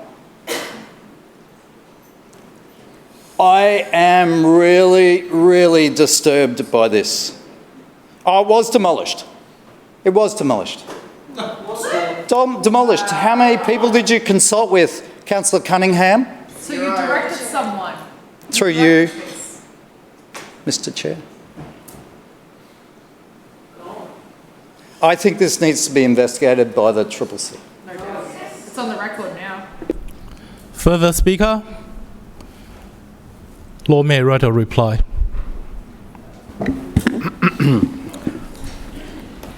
Well, that speech has nothing to do with anything. And if Councillor Griffiths wants to take his obligations seriously as a councillor, don't make the claim.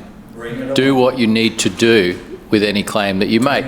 Because you get up here week in, week out and use the C word, yet you don't actually do anything about it, which is actually a breach of your obligations. If you genuinely believe that there is an issue, then you have obligations under law. And if you don't, then the reality is you're full of rubbish.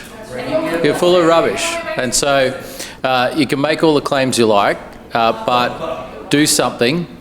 And as I said, we've got nothing to be concerned about, but you sure do. When it comes to these delegations, there's actually, I think, we've said all there is to say about the delegations. They come through every year, and these are operational matters which allow us to continue working to build a better Brisbane. Thank you, Mr. Chair. I now put item 456 to the vote. All those in favour say aye. Those against say no. The ayes. Division. Division. Division called by Councillor Cassidy, seconded by Councillor Collier. Ayes to my right, noes to my left. Clerk, please ring the bell.